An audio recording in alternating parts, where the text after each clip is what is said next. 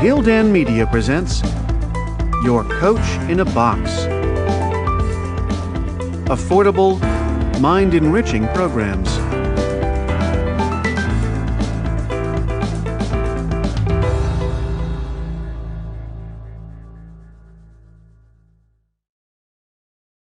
Gildan Media presents Ikigai, The Japanese Secret to a Long and Happy Life, written by Hector Garcia and Francesc Miralles, translated by Heather Cleary, read by Walter Dixon. Prologue. Ikigai, a mysterious word. This audiobook first came into being on a rainy night in Tokyo, when its authors sat down together for the first time in one of the city's tiny bars. We had each read each other's work, but had never met, thanks to the thousands of miles that separate Barcelona from the capital of Japan. Then a mutual acquaintance put us in touch, launching a friendship that led to this project and seems destined to last a lifetime. The next time we got together, a year later, we strolled through a park in downtown Tokyo and ended up talking about trends in Western psychology, specifically logotherapy, which helps people find their purpose in life. We remarked that Viktor Frankl's logotherapy had gone out of fashion among practicing therapists, who favored other schools of psychology, though people still search for meaning in what they do and how they live. We ask ourselves things like, what is the meaning of my life? Is the point just to live longer, or should I seek a higher purpose? Why do some people know what they want and have a passion for life, while others languish in confusion? At some point in our conversation, the mysterious word Ikigai came up. This Japanese concept, which translates roughly as the happiness of always being busy, is like logotherapy, but it goes a step beyond. It also seems to be one way of explaining the extraordinary longevity of the Japanese, especially on the island of Okinawa, where there are 24.55 people over the age of 100 for every 100,000 inhabitants, far more than the global average. Those who study why the inhabitants of this island in the south of Japan live longer than people anywhere else in the world believe that one of the keys, in addition to a healthful diet, a simple life in the outdoors, green tea, and the subtropical climate, its average temperature is like that of Hawaii, is the Ikigai that shapes their lives. While researching this concept, we discovered that not a single book in the fields of psychology or personal development is dedicated to bringing this philosophy to the West. Is Ikigai the reason there are more centenarians in Okinawa than anywhere else? How does it inspire people to stay active until the very end? What is the secret to a long and happy life? As we explored the matter further, we discovered that one place in particular, Ogimi, a rural town on the north end of the island with a population of 3,000, boasts the highest life expectancy in the world, a fact that has earned it the nickname of the Village of Longevity. Okinawa is where most of Japan's shikuwasa, a lime-like fruit that packs an extraordinary antioxidant punch, comes from. Could that be Ogimi's secret to long life? Or is it the purity of the water used to brew its moringa tea? We decided to go study the secrets of the Japanese centenarians in person. After a year of preliminary research, we arrived in the village, where residents speak an ancient dialect and practice an animist religion that features long-haired forest sprites called bunagaya, with our cameras and recording devices in hand. As soon as we arrived, we could sense the incredible friendliness of its residents, who laughed and joked incessantly amid lush green hills fed by crystalline waters. As we conducted our interviews with the eldest residents of the town, we realized that something far more powerful than just these natural resources was at work. An uncommon joy flows from its inhabitants and guides them through the long and pleasurable journey of their lives. Again, the mysterious Ikigai. But what is it exactly? How do you get it? It never ceased to surprise us that this haven of nearly eternal life was located precisely in Okinawa, where 200,000 innocent lives were lost at the end of World War II. Rather than harbor animosity toward outsiders, however, Okinawans live by the principle of ichariba chode, a local expression that means treat everyone like a brother, even if you've never met them before. It turns out that one of the secrets to happiness of Ogimi's residents is feeling like part of a community. From an early age, they practice yui ma'aru, or teamwork, and so are used to helping one another. Nurturing friendships, eating light, getting enough rest, and doing regular, moderate exercise are all part of the equation of good health. But at the heart of the joie de vivre that inspires these centenarians to keep celebrating birthdays and cherishing each new day is their Ikigai. The purpose of this audiobook is to bring the secrets of Japan's centenarians to you and give you the tools to find your own Ikigai, because those who discover their Ikigai have everything they need for a long and joyful journey through life. Happy travels. Hector Garcia and Francesc Miralles. Chapter 1. Ikigai, the art of staying young while growing old. What is your reason for being? According to the Japanese, everyone has an Ikigai, what a French philosopher might call a raison d'être. Some people have found their Ikigai, while others are still looking, though they carry it within them. Our Ikigai is hidden deep inside each of us, and finding it requires a patient search. According to those born on Okinawa, the island with the most centenarians in the world, our Ikigai is the reason we get up in the morning. Ikigai can be described as the common ground you find between what you're good at, what you love, what the world needs, and what you can be paid for. Whatever you do, don't retire. Having a clearly defined Ikigai brings satisfaction, happiness, and meaning to our lives. The purpose of this audiobook is to help you find yours, and to share insights from Japanese philosophy on the lasting health of body, mind, and spirit. One surprising thing you notice living in Japan is how active people remain after they retire. In fact, many Japanese people never really retire. They keep doing what they love for as long as their health allows. There is, in fact, no word in Japanese that means retire in the sense of leaving the workforce for good, as in English. According to Dan Buettner, a National Geographic reporter who knows the country well, having a purpose in life is so important in Japanese culture that our idea of retirement simply doesn't exist there. The island of almost eternal youth. Certain longevity studies suggest that a strong sense of community and a clearly defined Ikigai are just as important as the famously healthful Japanese diet, perhaps even more so. Recent medical studies of centenarians from Okinawa and other so-called blue zones, the geographic regions where people live longest, provide a number of interesting facts about these extraordinary human beings. Not only do they live much longer than the rest of the world's population, they also suffer from fewer chronic illnesses, such as cancer and heart disease. Inflammatory disorders are also less common. Many of these centenarians enjoy enviable levels of vitality and health that would be unthinkable for people of advanced age elsewhere. Their blood tests reveal fewer free radicals, which are responsible for cellular aging, as a result of drinking tea and eating until their stomachs are only 80% full. Women experience more moderate symptoms during menopause, and both men and women maintain higher levels of sexual hormones until much later in life. The rate of dementia is well below the global average. Though we'll consider each of these findings over the course of the audiobook, research clearly indicates that the Okinawans' focus on Ikigai gives a sense of purpose to each and every day and plays an important role in their health and longevity. The characters behind Ikigai. In Japanese, Ikigai is written by combining a character which means life with another which means to be worthwhile, and that can be broken down to the characters which mean armor, number one, and to be the first, to head into battle, taking initiative as a leader, and another character which means beautiful or elegant. The 5 blue zones. Okinawa holds first place among the world's blue zones. In Okinawa, women in particular live longer and have fewer diseases than anywhere else in the world. The 5 regions identified and analyzed by Dan Buettner in his book, The Blue Zones, are 1. Okinawa, Japan, especially the northern part of the island. The locals eat a diet rich in vegetables and tofu, typically served on small plates. In addition to their philosophy of Ikigai, the moai, or close-knit group of friends, plays an important role in their longevity. 2. Sardinia, Italy, specifically the provinces of Nuoro and Ogliastra.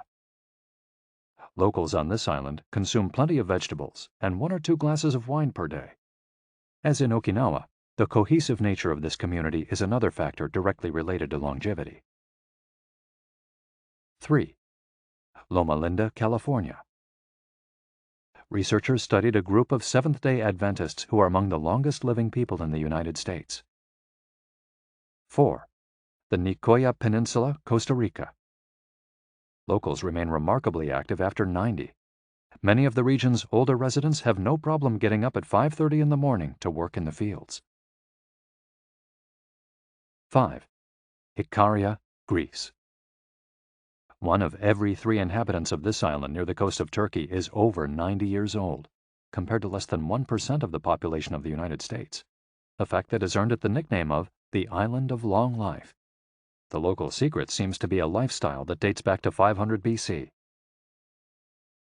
In the following chapters, we'll examine several factors that seem to be the keys to longevity and are found across the blue zones, paying special attention to Okinawa and its so-called Village of Longevity.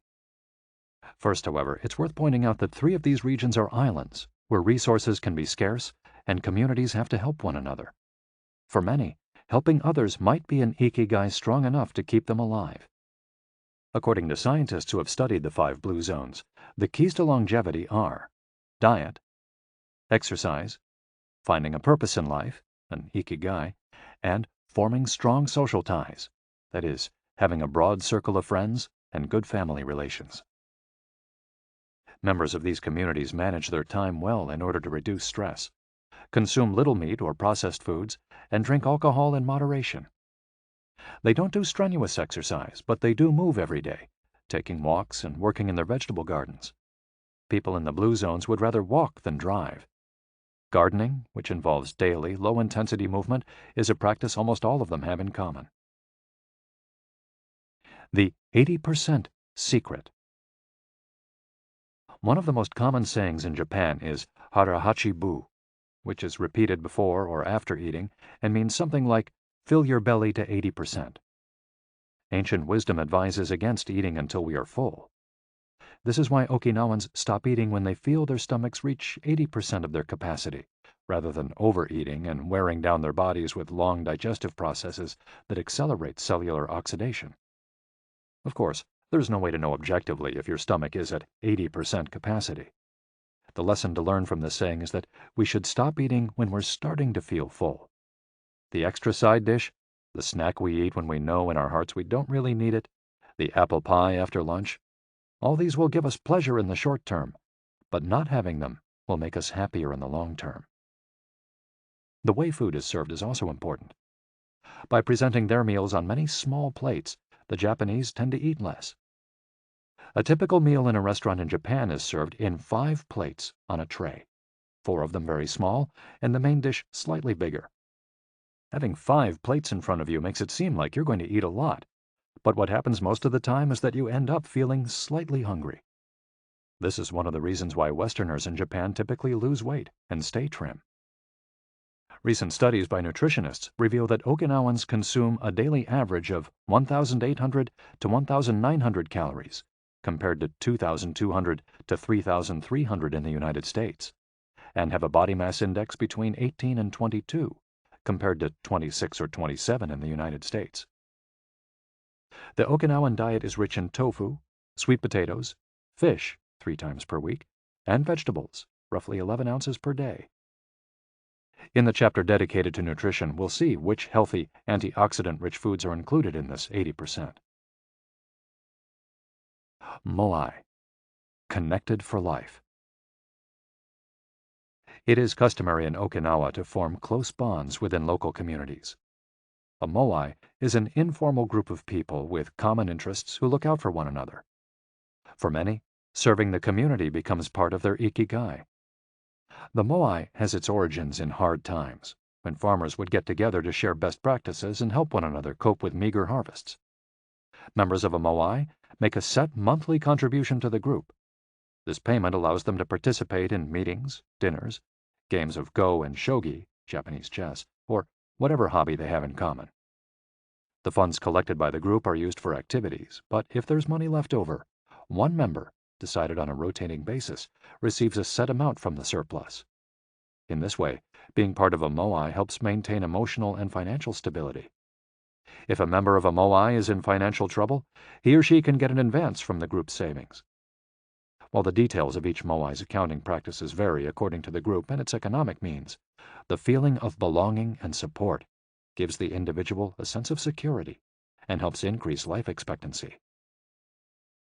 Following this brief introduction to the topics covered in this audiobook, we look at a few causes of premature aging in modern life, and then explore different factors related to Ikigai. Chapter 2: Anti-Aging Secrets. Little things that add up to a long and happy life. Aging's escape velocity and the rabbit.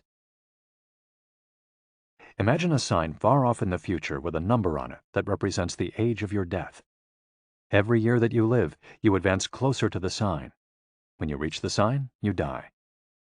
Now, imagine a rabbit holding the sign and walking to the future. Every year that you live, the rabbit is half a year as far away.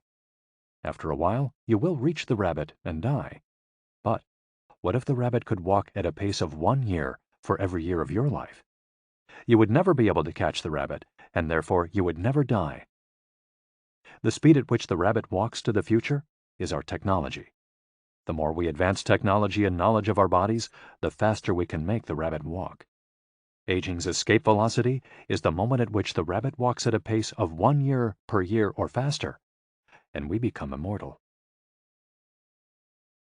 Aging's escape velocity. For more than a century, we've managed to add an average of 0.3 years to our life expectancy every year. But what would happen if we had the technology to add a year of life expectancy every year? In theory, we would achieve biological immortality, having reached aging's escape velocity. Researchers with an eye to the future, such as Ray Kurzweil and Aubrey de Grey, claim that we'll reach this escape velocity in a matter of decades. Other scientists are less optimistic, predicting that we'll reach a limit, a maximum age we won't be able to surpass no matter how much technology we have. For example, some biologists assert that our cells stop regenerating after about 120 years. Active mind, youthful body. There is much wisdom in the classic saying, mens sana in corpore sano, a sound mind in a sound body. It reminds us that both mind and body are important, and that the health of one is connected to that of the other. It's been shown that maintaining an active, adaptable mind is one of the key factors in staying young. Having a youthful mind also drives you toward a healthy lifestyle that will slow the aging process. Just as a lack of physical exercise has negative effects on our bodies and mood, a lack of mental exercise is bad for us because it causes our neurons and neural connections to deteriorate, and as a result, reduces our ability to react to our surroundings. This is why it's so important to give your brain a workout. One pioneer in advocating for mental exercise is the Israeli neuroscientist Shlomo Bresnitz, who argues that the brain needs a lot of stimulation in order to stay in shape. As he stated in an interview with Edward Punset for the Spanish television program Redis, there is a tension between what is good for someone and what they want to do. This is because people, especially older people, like to do things as they've always done them. The problem is that when the brain develops ingrained habits, it doesn't need to think anymore. Things get done quickly and efficiently on automatic pilot, often in a very advantageous way. This creates a tendency to stick to routines, and the only way of breaking these is to confront the brain with new information. Presented with new information, the brain creates new connections and is revitalized. This is why it's so important to expose yourself to change, even if stepping outside your comfort zone means feeling a bit of anxiety. The effects of mental training have been scientifically demonstrated. According to Collins Hemingway and Shlomo Bresnitz in their book Maximum Brain Power, Challenging the Brain for Health and Wisdom, mental training is beneficial on many levels. You begin exercising your brain by doing a certain task for the first time, he writes, and at first it seems very difficult, but as you learn how to do it, the training is already working. The second time you realize that it's easier, not harder to do because you're getting better at it. This has a fantastic effect on a person's mood. In and of itself, it's a transformation that affects not only the results obtained, but also his or her self-image. This description of a mental workout might sound a bit formal, but simply interacting with others, playing a game, for example, offers new stimuli and helps prevent the depression that can come with solitude. Our neurons start to age while we're still in our 20s. This process is slowed, however, by intellectual activity, curiosity, and a desire to learn. Dealing with new situations, learning something new every day, playing games, and interacting with other people seem to be essential for anti-aging strategies for the mind. Furthermore, a more positive outlook in this regard will yield greater mental benefits. Stress, accused of killing longevity. Many people seem older than they are. Research into the causes of premature aging has shown that stress has a lot to do with it, because the body wears down much faster during periods of crisis. The American Institute of Stress investigated this degenerative process and concluded that most health problems are caused by stress. Researchers at the Heidelberg University Hospital conducted a study in which they subjected a young doctor to a job interview, which they made even more stressful by forcing him to solve complex math problems for 30 minutes. Afterward, they took a blood sample. What they discovered was that his antibodies had reacted to stress the same way they react to pathogens, activating the proteins that trigger an immune response. The problem is that this response not only neutralizes harmful agents, it also damages healthy cells, leading them to age prematurely. The University of California conducted a similar study, taking data and samples from 39 women who had high levels of stress due to the illness of one of their children, and comparing them to samples from women with healthy children and low levels of stress. They found that stress promotes cellular aging by weakening cell structures known as telomeres, which affect cellular regeneration and how our cells age. As the study revealed, the greater the stress, the greater the degenerative effects on cells. How does stress work? These days, people live at a frantic pace and in a nearly constant state of competition. At this fever pitch, stress is a natural response to the information being received by the body as potentially dangerous or problematic. Theoretically, this is a useful reaction, as it helps us survive in hostile surroundings. Over the course of our evolution, we have used this response to deal with difficult situations and to flee from predators. The alarm that goes off in our head makes our neurons activate the pituitary gland, which produces hormones that release corticotropin, which in turn circulates through the body via the sympathetic nervous system. The adrenal gland is then triggered to release adrenaline and cortisol. Adrenaline raises our respiratory rate and pulse and prepares our muscles for action, getting the body ready to react to perceived danger, while cortisol increases the release of dopamine and blood glucose, which is what gets us charged up and allows us to face challenges. These processes are, in moderation, beneficial. They help us overcome challenges in our daily lives. Nonetheless, the stress to which human beings are subjected today is clearly harmful. Compare the lives of cave dwellers with modern humans. Cave dwellers were relaxed most of the time. Modern humans work most of the time and are alert to any and all threats. Cave dwellers felt stress only in very specific situations. Modern humans are online or waiting for notifications from their cell phones 24 hours a day. To cave dwellers, the threats were real. A predator could end their lives at any moment. For modern humans, the brain associates the ping of a cell phone or an email notification with the threat of a predator. For cave dwellers, high doses of cortisol and adrenaline at moments of danger kept the body healthy. In modern humans, low doses of cortisol flow constantly through the body, with implications for a range of health problems, including adrenal fatigue and chronic fatigue syndrome. Stress has a degenerative effect over time. A sustained state of emergency affects the neurons associated with memory, as well as inhibiting the release of certain hormones, the absence of which can cause depression. Its secondary effects include irritability, insomnia, anxiety, and high blood pressure. As such, though challenges are good for keeping mind and body active, we should adjust our high-stress lifestyles in order to avoid the premature aging of our bodies. Be mindful about reducing stress. Whether or not the threats we perceive are real, Stress is an easily identifiable condition that not only causes anxiety, but is also highly psychosomatic, affecting everything from our digestive system to our skin. This is why prevention is so important in avoiding the toll that stress takes on us, and why many experts recommend practicing mindfulness. The central premise of this stress reduction method is focusing on the self, noticing our responses, even if they are conditioned by habit, in order to be fully conscious of them. In this way, we connect with the here and now and limit thoughts that tend to spiral out of control. We have to learn to turn off the autopilot that's steering us in an endless loop. We all know people who snack while talking on the phone or watching the news. You ask them if the omelet they just ate had an onion in it, and they can't tell you, says Roberto Alcibar, who abandoned his fast-paced life to become a certified instructor of mindfulness after an illness threw him into a period of acute stress. One way to reach such a state of mindfulness is through meditation, which helps filter the information that reaches us from the outside world. It can also be achieved through breathing exercises, yoga, and body scans. Achieving mindfulness involves a gradual process of training, but with a bit of practice, we can learn to focus our mind completely, which reduces stress and helps us live longer. A little stress is good for you.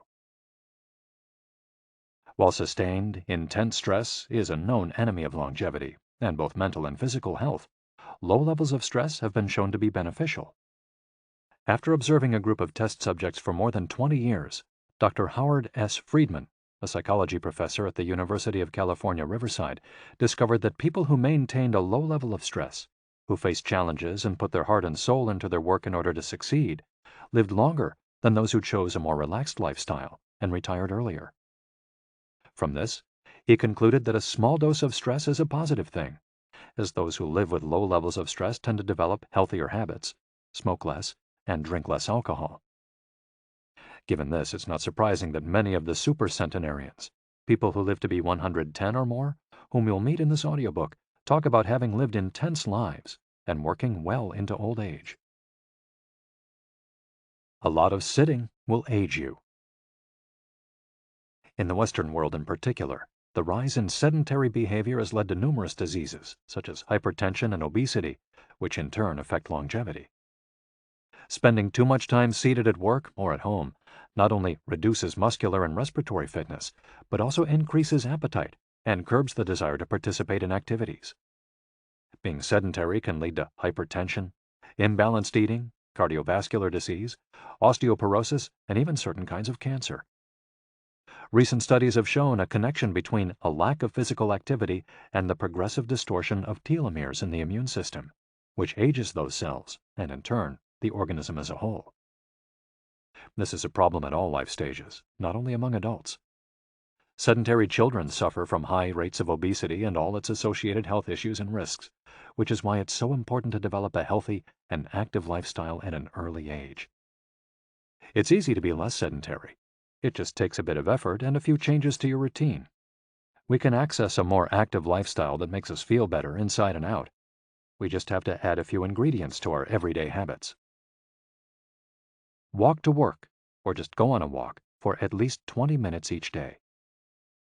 Use your feet instead of an elevator or escalator. This is good for your posture, your muscles, and your respiratory system, among other things. Participate in social or leisure activities, so that you don't spend too much time in front of the television. Replace your junk food with fruit, and you'll have less of an urge to snack and more nutrients in your system. Get the right amount of sleep. 7 to 9 hours is good, but any more than that makes us lethargic. Play with children or pets, or join a sports team. This not only strengthens the body, but also stimulates the mind and boosts self-esteem. Be conscious of your daily routine in order to detect harmful habits and replace them with more positive ones. By making these small changes, we can begin to renew our bodies and minds and increase our life expectancy. A model's best-kept secret.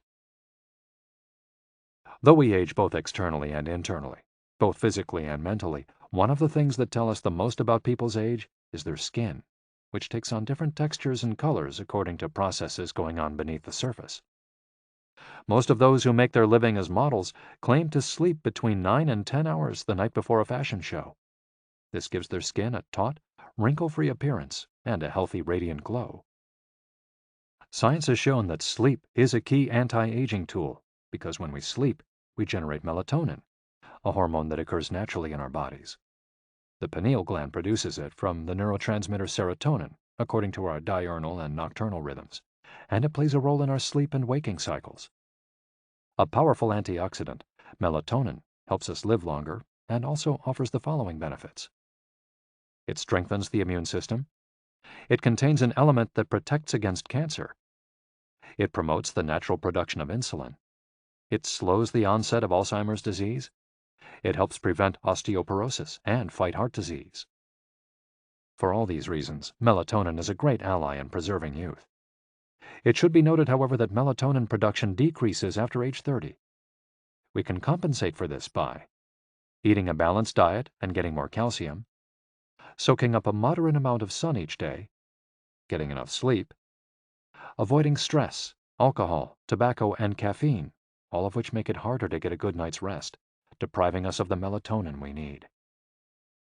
Experts are trying to determine whether artificially stimulating production of melatonin might help slow the aging process, which would confirm the theory that we already carry the secret to longevity within us.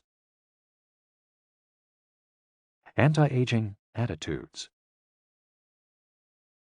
The mind has tremendous power over the body and how quickly it ages.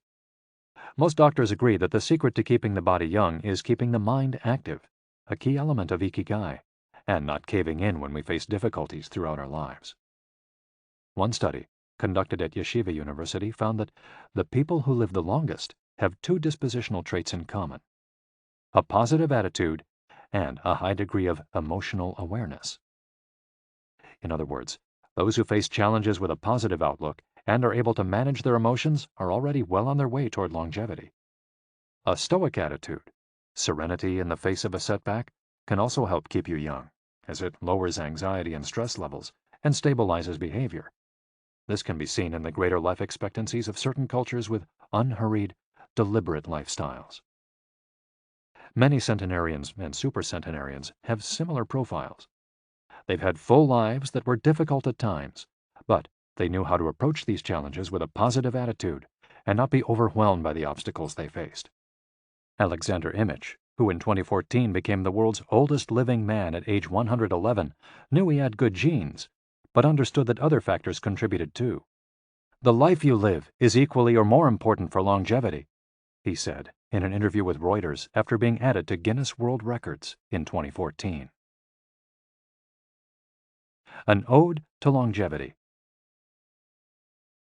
During our stay in Ogimi, the village that holds the Guinness record for longevity, a woman who was about to turn 100 years old sang the following song for us in a mixture of Japanese and the local dialect.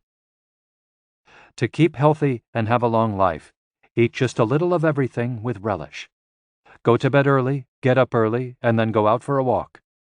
We live each day with serenity, and we enjoy the journey. To keep healthy and have a long life, we get on well with all our friends. Spring, summer, fall, winter, we happily enjoy all the seasons. The secret is not to get distracted by how old the fingers are, from the fingers to the head and back once again. If you keep moving with your fingers working, 100 years will come to you." We can now use our fingers to play the next chapter, where we'll look at the close relationship between longevity and discovering our life's mission. Chapter 3. From Logotherapy to Ikigai. How to live longer and better by finding your purpose. What is logotherapy? A colleague once asked Viktor Frankl to define his school of psychology in a single phrase, to which Frankl replied, "Well, in logotherapy, the patient sits up straight and has to listen to things that are, on occasion, hard to hear." The colleague had just described psychoanalysis to him in the following terms. "In psychoanalysis, the patient lies down on a couch and tells you things that are, on occasion, hard to say." Frankl explains that one of the first questions he would ask his patients was, "Why do you not commit suicide?" Usually the patient found good reasons not to and was able to carry on. What then does logotherapy do? The answer is pretty clear. It helps you find reasons to live. Logotherapy pushes patients to consciously discover their life's purpose in order to confront their neuroses. Their quest to fulfill their destiny then motivates them to press forward, breaking the mental chains of the past and overcoming whatever obstacles they encounter along the way. Something to live for. A study conducted by Frankl in his Vienna clinic found that among both patients and personnel, around 80% believed that human beings needed a reason for living, and around 60% felt they had someone or something in their lives worth dying for. The search for meaning. The search for purpose became a personal driving force that allowed Frankl to achieve his goals. The process of logotherapy can be summarized in these 5 steps. 1. A person feels empty, frustrated, or anxious. 2. The therapist shows him that what he is feeling is the desire to have a meaningful life. 3. The patient discovers his life's purpose at that particular point in time. 4. Of his own free will, the patient decides to accept or reject that destiny. 5. This newfound passion for life helps him overcome obstacles and sorrows. Frankl himself would live and die for his principles and ideals. His experiences as a prisoner at Auschwitz showed him that everything can be taken from a man but one thing, the last of the human freedoms: to choose one's attitude in any given set of circumstances, to choose one's own way. It was something he had to go through alone, without any help, and it inspired him for the rest of his life. 10 differences between psychoanalysis and logotherapy. Psychoanalysis: the patient reclines on a couch like a patient. Logotherapy: the patient sits facing the therapist, who guides him or her without passing judgment. Psychoanalysis is retrospective, it looks to the past. Logotherapy looks toward the future. Psychoanalysis is introspective, it analyzes neuroses. Logotherapy does not delve into the patient's neuroses. In psychoanalysis, the drive is toward pleasure. In logotherapy, the drive is toward purpose and meaning. Psychoanalysis centers on psychology. Logotherapy includes a spiritual dimension. Psychoanalysis works on psychogenic neuroses. Logotherapy also works on noogenic or existential neuroses. Psychoanalysis analyzes the unconscious origin of conflicts, instinctual dimension. Logotherapy deals with conflicts when and where they arise, spiritual dimension. Psychoanalysis limits itself to the patient's instincts. Logotherapy also deals with spiritual realities. Psychoanalysis is fundamentally incompatible with faith. Logotherapy is compatible with faith. Psychoanalysis seeks to reconcile conflicts and satisfy impulses and instincts. Logotherapy seeks to help the patient find meaning in his life and satisfy his moral principles. Fight for yourself. Existential frustration arises when our life is without purpose or when that purpose is skewed. In Frankl's view, however, there's no need to see this frustration as an anomaly or a symptom of neurosis. Instead, it can be a positive thing, a catalyst for change. Logotherapy does not see this frustration as mental illness, the way other forms of therapy do, but rather as spiritual anguish, a natural and beneficial phenomenon that drives those who suffer from it to seek a cure, whether on their own or with the help of others, and in so doing, find greater satisfaction in life. It helps them change their own destiny. Logotherapy enters the picture if a person needs help doing this, if he needs guidance in discovering his life's purpose, and later in overcoming conflict so he can keep moving towards his objective. In Man's Search for Meaning, Frankl cites one of Nietzsche's famous aphorisms: "He who has a why to live can bear with almost any how." Based on his own experience, Frankl believed that our health depends on that natural tension that comes from comparing what we've accomplished so far with what we'd like to achieve in the future. What we need, then, is not a peaceful existence, but a challenge we can strive to meet by applying all the skills at our disposal. Existential crisis, on the other hand, is typical of modern societies in which people do what they're told to do or what others do, rather than what they want to do. They often try to fill the gap between what is expected of them and what they want for themselves with economic power or physical pleasure, or by numbing their senses. It can even lead to suicide. Sunday neurosis, for example, is what happens when, without the obligations and commitments of the work week, the individual realizes how empty he is inside. He has to find a solution. Above all, he has to find his purpose, his reason for getting out of bed, his Ikigai. I feel empty inside. In a study conducted at the Vienna Polyclinic Hospital, Frankel's team found that 55% of the patients they interviewed were experiencing some degree of existential crisis. According to logotherapy, discovering one's purpose in life helps an individual fill that existential void. Frankel, a man who faced his problems and turned his objectives into actions, could look back on his life in peace as he grew old. He did not have to envy those still enjoying their youth, because he had amassed a broad set of experiences that showed he had lived for something. Better living through logotherapy. A few key ideas. We don't create the meaning of our life, as Sartre claimed. We discover it. We each have a unique reason for being, which can be adjusted or transformed many times over the years. Just as worry often brings about precisely the thing that was feared, excessive attention to a desire, or hyperintention, can keep that desire from being fulfilled. Humor can help break negative cycles and reduce anxiety. We all have the capacity to do noble or terrible things. The side of the equation we end up on depends on our decisions, not on the condition in which we find ourselves. In the following case studies, we'll look at 4 cases from Frankel's own practice in order to better understand the search for meaning and purpose. Case study: Viktor Frankl. In German concentration camps, as in those that would later be built in Japan and Korea, psychiatrists confirmed that the prisoners with the greatest chance of survival were those who had things they wanted to accomplish outside the camp, those who felt a strong need to get out of there alive. This was true of Frankl, who, after being released and successfully developing the school of logotherapy, realized he had been the first patient of his own practice. Frankl had a goal to achieve, and it made him persevere.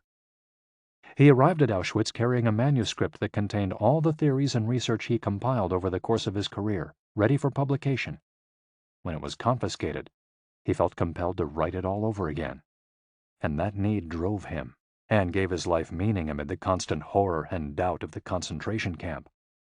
So much so that over the years, and especially when he fell ill with typhus, he would jot down fragments and key words from the lost work on any scrap of paper he found. Case study: The American Diplomat. An important North American diplomat went to Frankl to pick up where he left off with a course of treatment he had started 5 years earlier in the United States. When Frankl asked him why he had started therapy in the first place, the diplomat answered that he hated his job and his country's international policies, which he had to follow and enforce. His American psychoanalyst, whom he had been seeing for years, insisted he make peace with his father so that his government and his job, both representations of the paternal figure, would seem less disagreeable. Frankl, however, showed him in just a few sessions that his frustration was due to the fact that he wanted to pursue a different career, and the diplomat concluded his treatment with that idea in mind. 5 years later, the former diplomat informed Frankl that he had been working during that time in a different profession, and that he was happy. In Frankl's view, the man not only didn't need all those years of psychoanalysis, he also couldn't even really be considered a patient in need of therapy. He was simply someone in search of a new life's purpose. As soon as he found it, his life took on deeper meaning. Case study: The Suicidal Mother.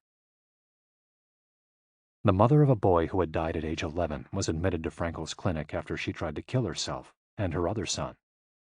It was this other son, paralyzed since birth, who kept her from carrying out her plan. He did believe his life had a purpose, and if his mother killed them both, it would keep him from achieving his goals. The woman shared her story in a group session. To help her, Frankel asked another woman to imagine a hypothetical situation in which she lay on her deathbed, old and wealthy, but childless. The woman insisted that, in that case, she would have felt her life had been a failure. When the suicidal mother was asked to perform the same exercise, imagining herself on her deathbed, she looked back and realized that she had done everything in her power for her children, for both of them.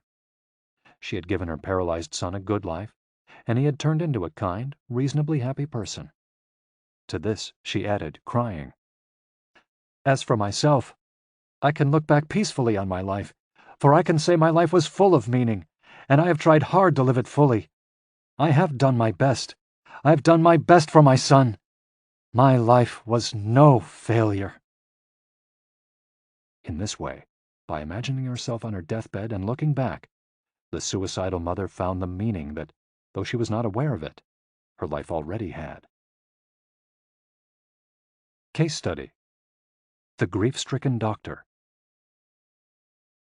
An elderly doctor, unable to overcome the deep depression into which he'd fallen after the death of his wife 2 years earlier, went to Frankel for help. Instead of giving him advice or analyzing his condition, Frankel asked him what would have happened if he had been the one who died first. The doctor, horrified, answered that it would have been terrible for his poor wife, that she would have suffered tremendously. To which Frankel responded, "You see, doctor, you've spared her all that suffering, but the price you have to pay for this is to survive and mourn her." The doctor didn't say another word.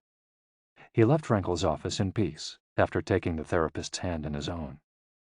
He was able to tolerate the pain in place of his beloved wife.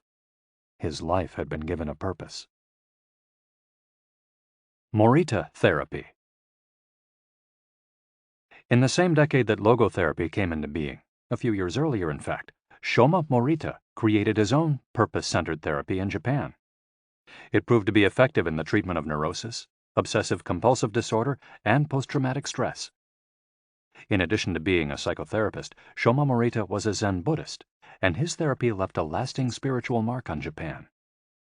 Many Western forms of therapy focus on controlling or modifying the patient's emotions. In the West, we tend to believe that what we think influences how we feel, which in turn influences how we act. In contrast, Morita therapy focuses on teaching patients to accept their emotions without trying to control them, since their feelings will change as a result of their actions. In addition to accepting the patient's emotions, Morita therapy seeks to create new emotions on the basis of actions. According to Morita, these emotions are learned through experience and repetition. Morita therapy is not meant to eliminate symptoms. Instead, it teaches us to accept our desires, anxieties, fears, and worries, and let them go.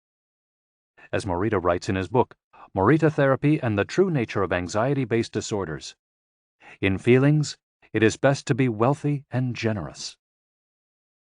Morita explained the idea of letting go of negative feelings with the following fable. A donkey that is tied to a post by a rope will keep walking around the post in an attempt to free itself, only to become more immobilized and attached to the post. The same thing applies to people with obsessive thinking, who become more trapped in their own suffering when they try to escape from their fears and discomfort. The basic principles of Morita therapy. 1. Accept your feelings. If we have obsessive thoughts, we should not try to control them or get rid of them. If we do, they become more intense. Regarding human emotions, the Zen master would say, if we try to get rid of one wave with another, we end up with an infinite sea. We don't create our feelings. They simply come to us, and we have to accept them. The trick is welcoming them. Morita likened emotions to the weather. We can't predict or control them. We can only observe them. To this point, he often quoted the Vietnamese monk Thich Nhat Hanh, who would say, "Hello, solitude. How are you today? Come, sit with me, and I will care for you." 2. Do what you should be doing. We shouldn't focus on eliminating symptoms, because recovery will come on its own. We should focus instead on the present moment, and if we're suffering, on accepting that suffering. Above all, we should avoid intellectualizing the situation. The therapist's mission is to develop the patient's character so he or she can face any situation, and character is grounded in the things we do. Morita therapy does not offer its patients explanations, but rather allows them to learn from their actions and activities. It doesn't tell you how to meditate or how to keep a diary the way Western therapies do. It's up to the patient to make discoveries through experience. 3. Discover your life's purpose. We can't control our emotions, but we can take charge of our actions every day. This is why we should have a clear sense of our purpose and always keep Morita's mantra in mind. What do we need to be doing right now? What action should we be taking? The key to achieving this is having dared to look inside yourself to find your Ikigai. The 4 phases of Morita therapy. Morita's original treatment, which lasts 15 to 21 days, consists of the following stages. 1. Isolation and rest, 5 to 7 days. During the first week of treatment, the patient rests in a room without any external stimuli.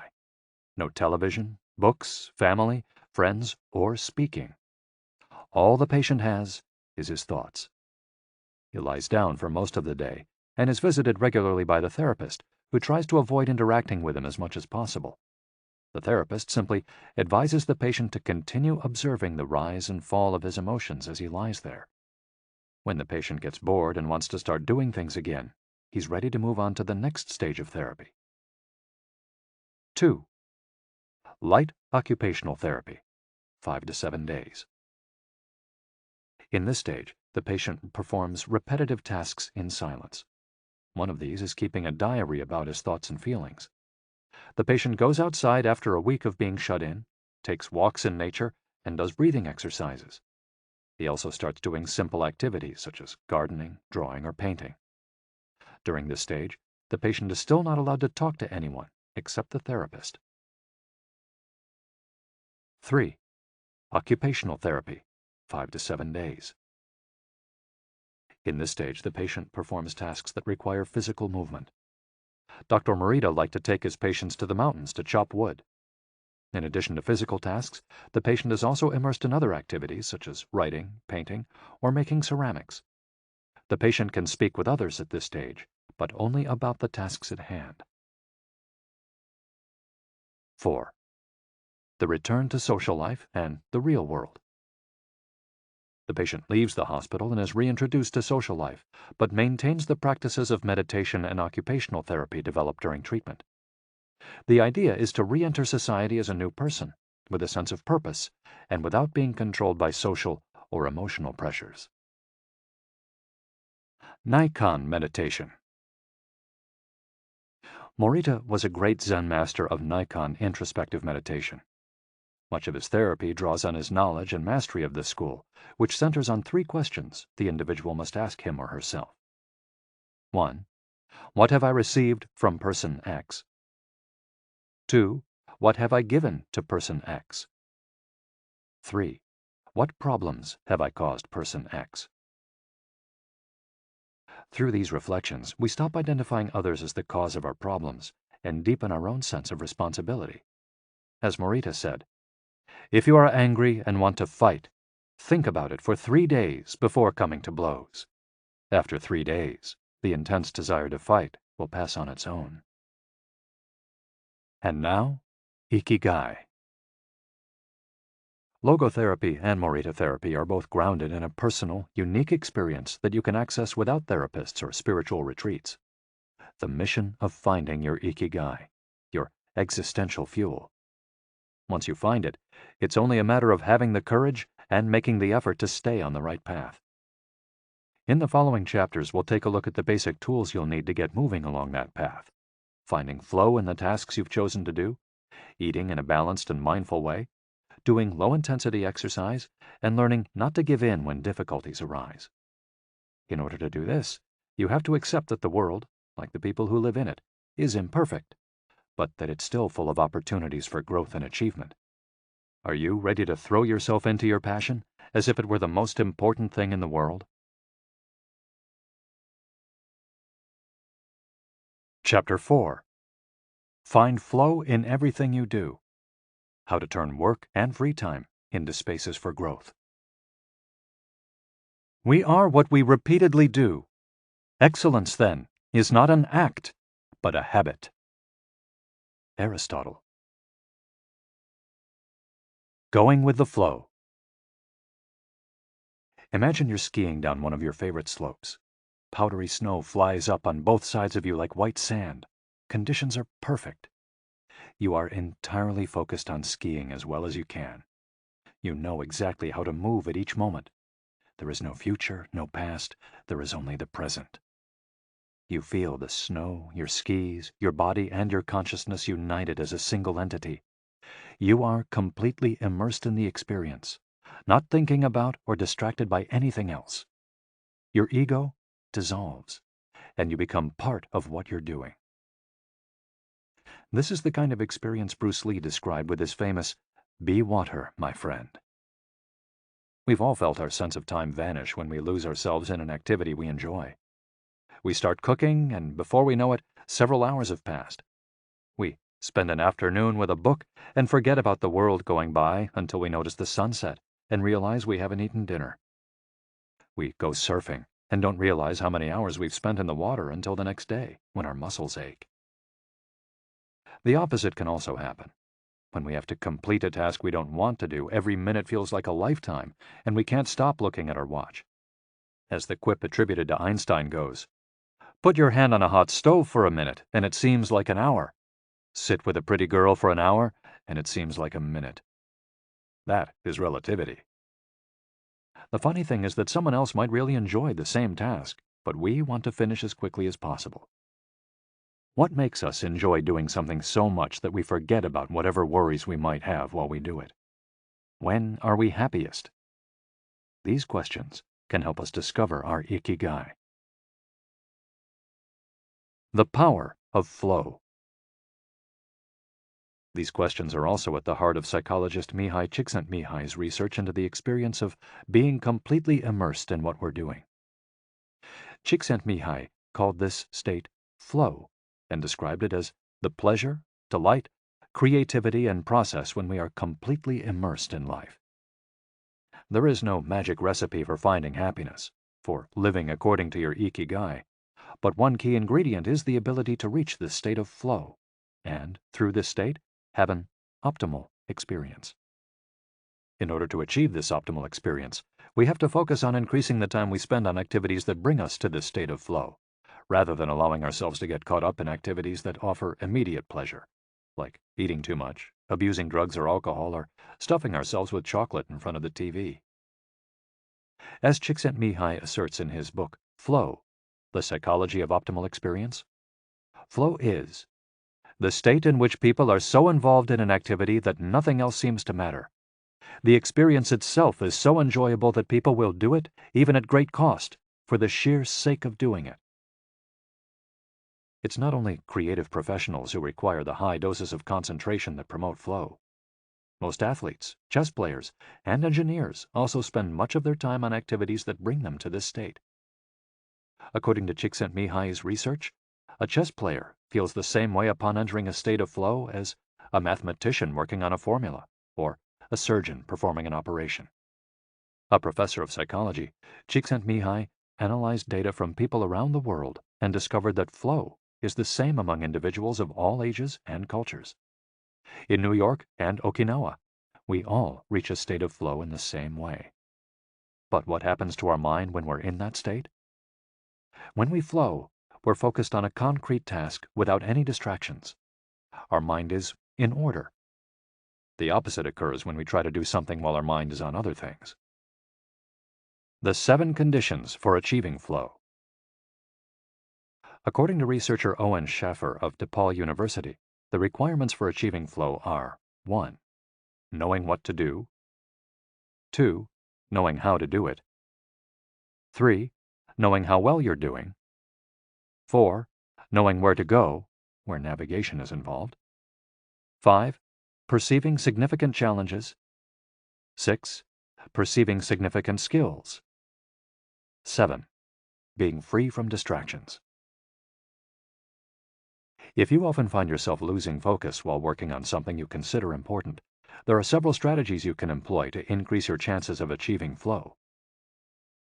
Strategy number 1. Choose a difficult task, but not too difficult. Schaffer's model encourages us to take on tasks that we have a chance of completing, but that are slightly outside our comfort zone. Every task, sport or job, has a set of rules, and we need a set of skills to follow them. If the rules for completing a task or achieving a purpose are too basic relative to our skill set, we'll likely get bored. Activities that are too easy lead to apathy.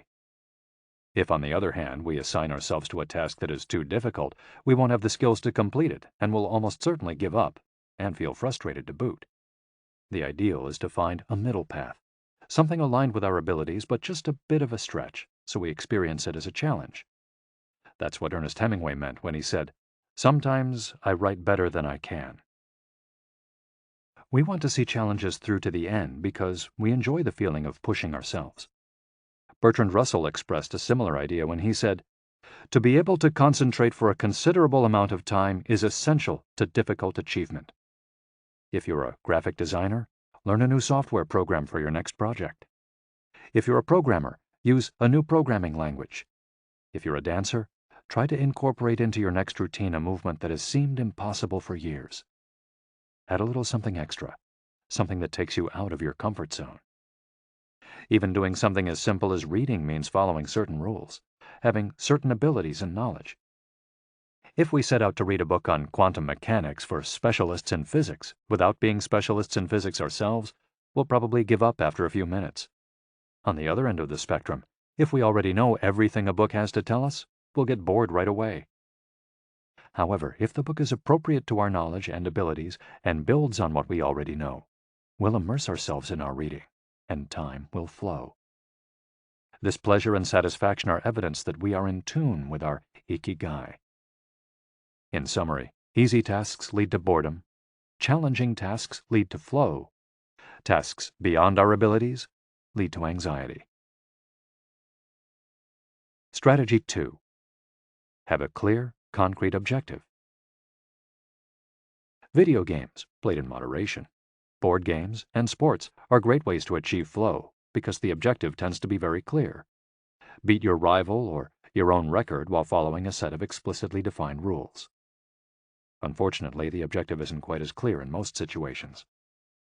According to a study by Boston Consulting Group, when asked about their bosses, the #1 complaint of employees at multinational corporations is that they don't communicate the team's mission clearly, and that as a result, the employees don't know what their objectives are.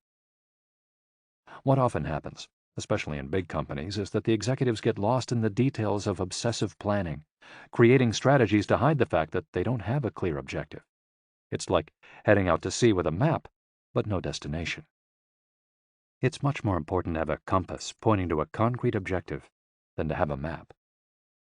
Joy Ito, director of the MIT Media Lab, encourages us to use the principle of compass over maps as a tool to navigate our world of uncertainty. In the book Whiplash, How to Survive Our Faster Future, he and Jeff Howe write, "In an increasingly unpredictable world moving ever more quickly, a detailed map may lead you deep into the woods at an unnecessarily high cost. A good compass, though, will always take you where you need to go. It doesn't mean that you should start your journey without any idea where you're going. What it does mean is understanding that while the path to your goal may not be straight, you'll finish faster and more efficiently than you would have if you had trudged along a pre-planned route." In business, the creative professions, and education alike, it's important to reflect on what we hope to achieve before starting to work, study, or make something.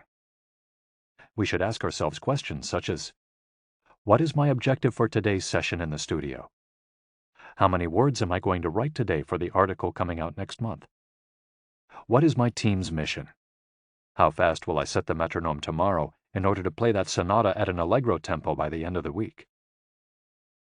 Having a clear objective is important in achieving flow, but we also have to know how to leave it behind when we get down to business. Once the journey has begun, we should keep this objective in mind without obsessing over it. When Olympic athletes compete for a gold medal, they can't stop to think how pretty the medal is. They have to be present in the moment. They have to flow. If they lose focus for a second, thinking how proud they'll be to show the medal to their parents, they'll almost certainly commit an error at a critical moment and will not win the competition. One common example of this is writer's block. Imagine that a writer has to finish a novel in 3 months.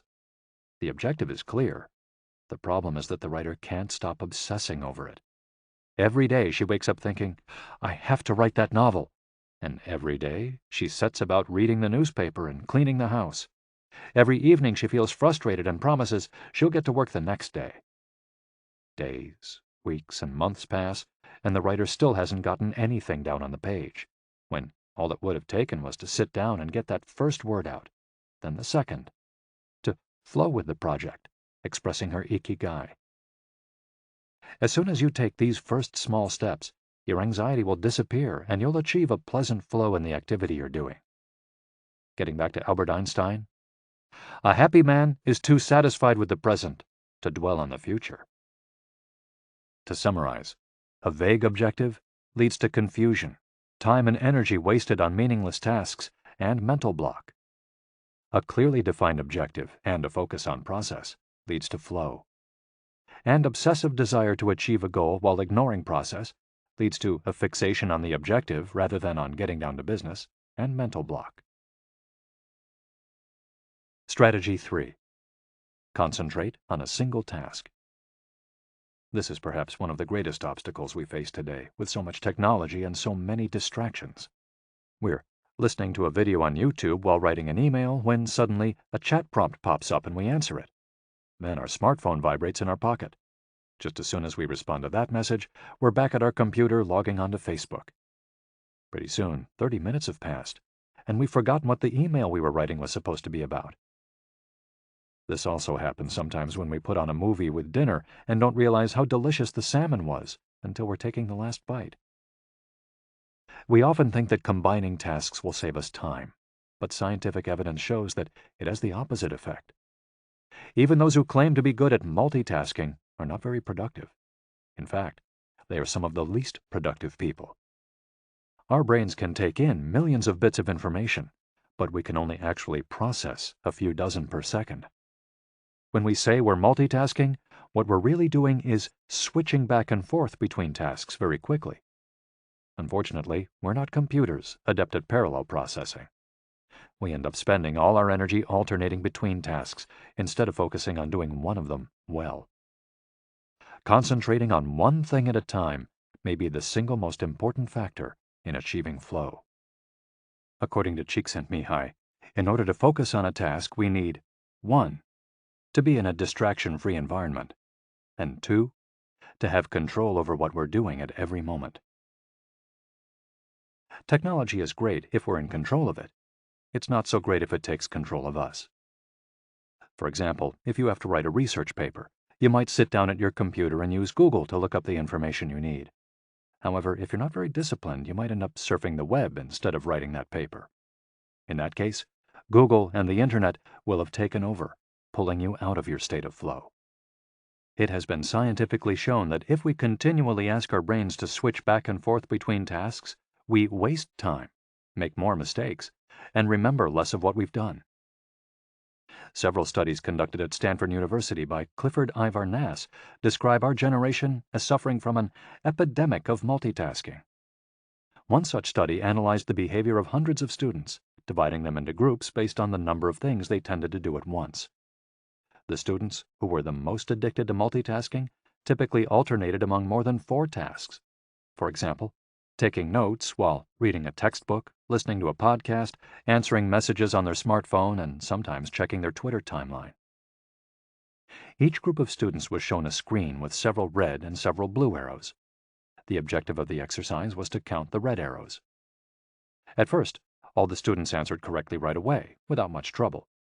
As the number of blue arrows increased, the number of red arrows stayed the same, only their position changed, however.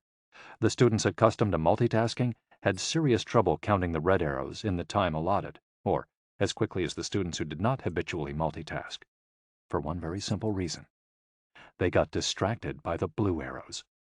Their brains were trained to pay attention to every stimulus, regardless of its importance, while the brains of other students were trained to focus on a single task, in this case, counting the red arrows and ignoring the blue ones. Other studies indicate that working on several things at once lowers our productivity by at least 60% and our IQ by more than 10 points. One study funded by the Swedish Council for Working Life and Social Research found that a sample group of more than 4,000 young adults between the ages of 20 and 24 who were addicted to their smartphones got less sleep, felt less connected to their community at school, and were more likely to show signs of depression. In summary, concentrating on a single task makes achieving flow more likely, increases productivity, increases our power of retention, makes us less likely to make mistakes, helps us feel calm and in control of the task at hand, causes us to become more considerate as we pay full attention to those around us, and increases creativity. Multitasking makes achieving flow impossible, decreases productivity by 60%, though it doesn't seem to, makes it harder to remember things, makes us more likely to make mistakes, makes us feel stressed by the sensation that we're losing control, that our tasks are controlling us, causes us to hurt those around us through our addiction to stimuli, always checking our phones, always on social media, and reduces creativity. What can we do to avoid falling victim to this flow-impeding epidemic? How can we train our brains to focus on a single task? Here are a few ideas for creating a space and time free of distractions to increase our chances of reaching a state of flow, and thereby getting in touch with our Ikigai. Don't look at any kind of screen for the first hour you're awake and the last hour before you go to sleep. Turn off your phone before you achieve flow. There is nothing more important than the task you've chosen to do during this time. If this seems too extreme, enable the Do Not Disturb function so only the people closest to you contact you in case of emergency. Designate one day of the week, perhaps a Saturday or Sunday, a day of technical fasting, making exceptions for e-readers without Wi-Fi or MP3 players. Go to a cafe that doesn't have Wi-Fi. Read and respond to email only once or twice per day. Define those times clearly and stick to them. Try the Pomodoro technique. Get yourself a kitchen timer. Some are made to look like a pomodoro or a tomato, and commit to working on a single task as long as it's running. The Pomodoro technique recommends 25 minutes of work and 5 minutes of rest for each cycle, but you can also do 50 minutes of work and 10 minutes of rest. Find the pace that's best for you. The most important thing is to be disciplined in completing each cycle. Start your work session with a ritual you enjoy and end it with a reward. Train your mind to return to the present when you find yourself getting distracted. Practice mindfulness or another form of meditation. Go for a walk or a swim, whatever will help you get centered again. Work in a space where you will not be distracted. If you can't do this at home, go to a library, a cafe, or, if your task involves playing the saxophone, a music studio. If you find that your surroundings continue to distract you, keep looking until you find the right place. Divide each activity into groups of related tasks and assign each group its own place and time. For example, if you're writing a magazine article, you could do research and take notes at home in the morning, write in the library in the afternoon, and edit on the couch at night. Bundle routine tasks, such as sending out invoices, making phone calls, and so on, and do them all at once. A summary of the advantages of flow versus the disadvantages of distraction. A focused mind versus a wandering mind. Living in the present versus thinking about the past and the future. Being free from worry versus having concerns about our daily life and the people around us invading our thoughts. Having the hours fly by versus having every minute seem endless. With flow, we feel in control. With distraction, we lose control and fail to complete the task at hand, or other tasks or people keep us from our work. With flow, we prepare thoroughly. With distraction, we act without being prepared. With flow, we know what we should be doing at any given moment. When distracted, we frequently get stuck and don't know how to proceed. With flow, our mind is clear and overcomes all obstacles to the flow of thought. With distraction, we're plagued by doubts, concerns, and low self-esteem. With flow, it's pleasant. With distraction, it's boring and exhausting. And with flow, our ego fades.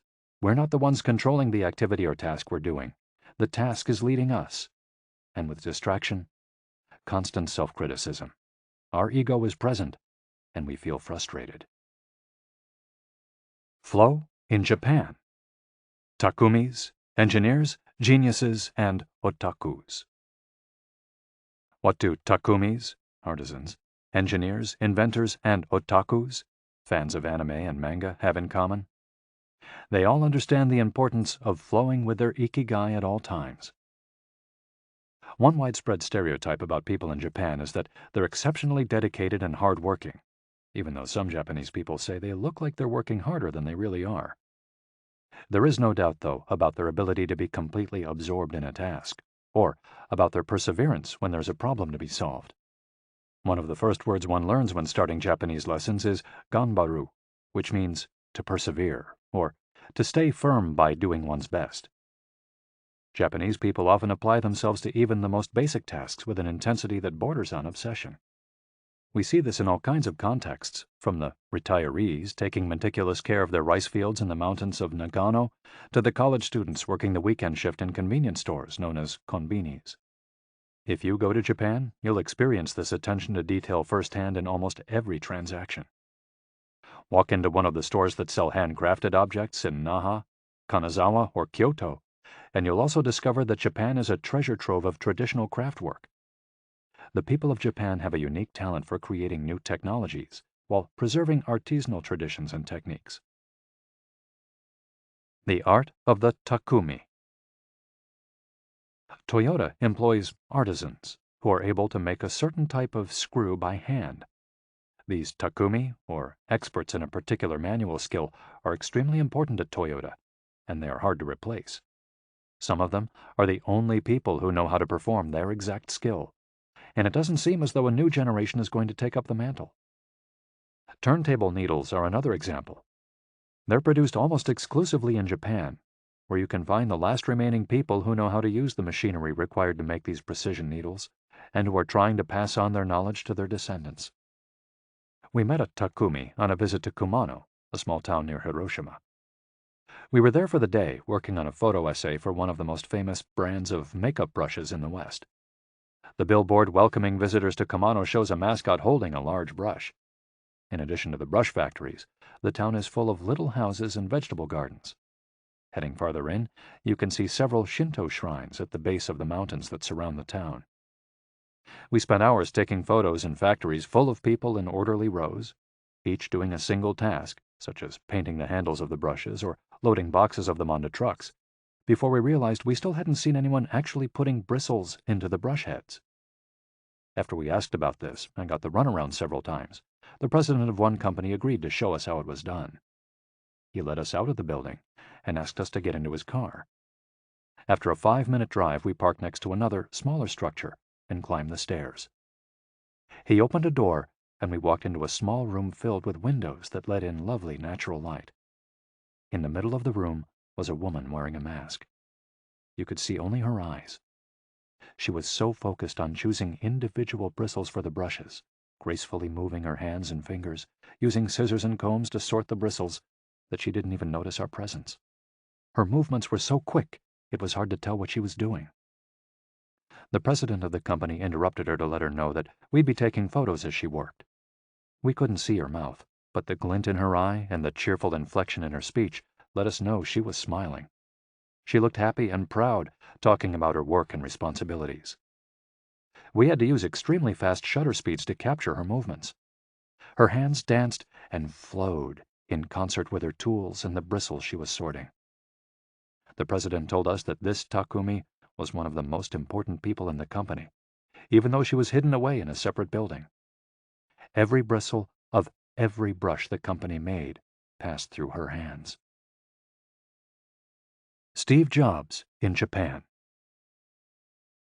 Apple co-founder Steve Jobs was a big fan of Japan. Not only did he visit the Sony factories in the 1980s and adopt many of their methods when he founded Apple, He was also captivated by the simplicity and quality of Japanese porcelain in Kyoto. It was not, however, an artisan from Kyoto who won Steve Jobs' devotion, but rather a Takumi from Toyama named Yokio Shakunaga, who used a technique called Echu Setoyaki, known by only a few. On a visit to Kyoto, Jobs heard of an exhibition of Shakunaga's work. He immediately understood that there was something special about Shakunaga's porcelain. As a matter of fact, he bought several cups, vases, and plates, and went back to the show 3 times that week.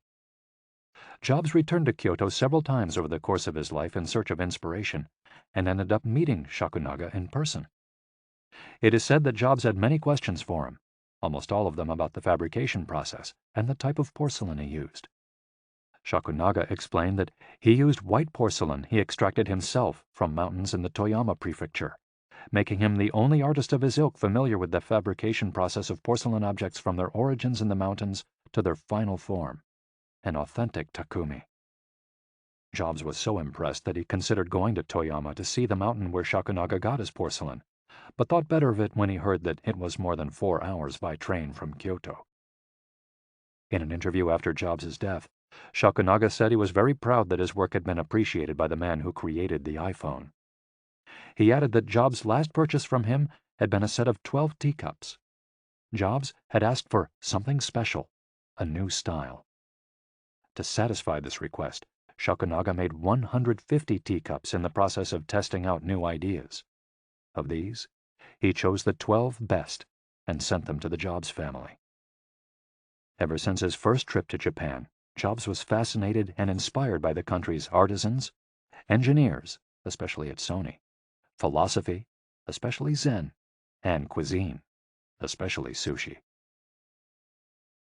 Sophisticated simplicity. What do Japanese artisans, engineers, Zen philosophy, and cuisine have in common? Simplicity and attention to detail. It is not a lazy simplicity, but a sophisticated one that searches out new frontiers, always taking the object, the body and mind, or the cuisine to the next level, according to one's Ikigai. As Csikszentmihalyi would say, the key is always having a meaningful challenge to overcome in order to maintain flow. The documentary Jiro Dreams of Sushi gives us another example of a Takumi, this time in the kitchen. Its protagonist has been making sushi every day for more than 80 years and owns a small sushi restaurant near the Ginza subway station in Tokyo. He and his son go every day to the famous Tsukiji fish market and choose the best fish to bring back to the restaurant. In the documentary, we see one of Jiro's apprentices learning to make tamago, a thin, slightly sweet omelet. No matter how hard he tries, he can't get Jiro's approval. He keeps practicing for years until he finally does. Why does the apprentice refuse to give up? Doesn't he get bored cooking eggs every day? No, because making sushi is his Ikigai too. Both Jiro and his son are culinary artists. They don't get bored when they cook. They achieve a state of flow. They enjoy themselves completely when they're in the kitchen. That is their happiness, their Ikigai. They've learned to take pleasure in their work, to lose their sense of time. Beyond the close relationship between father and son, which helps keep the challenge going each day, they also work in a quiet, peaceful environment that allows them to concentrate. Even after receiving a 3-star rating from Michelin, they never considered opening other locations or expanding the business. They serve just 10 patrons at a time at the bar of their small restaurant. Jiro's family isn't looking to make money. Instead, they value good working conditions and creating an environment in which they can flow while making the best sushi in the world. Jiro, like Yukio Shakunaga, begins his work at the source. He goes to the fish market to find the best tuna. Shakunaga goes to the mountains to find the best porcelain. When they get down to work, both become one with the object they are creating. This unity with the object that they reach in a state of flow takes on special meaning in Japan, where, according to Shintoism, forests, trees, and objects have a kami, spirit or god within them. When someone, whether an artist, an engineer, or a chef, sets out to create something, his or her responsibility is to use nature to give it life while respecting that nature at every moment. During this process, the artisan becomes one with the object and flows with it. An ironworker would say that metal has a life of its own, just as someone making ceramics would say the clay does.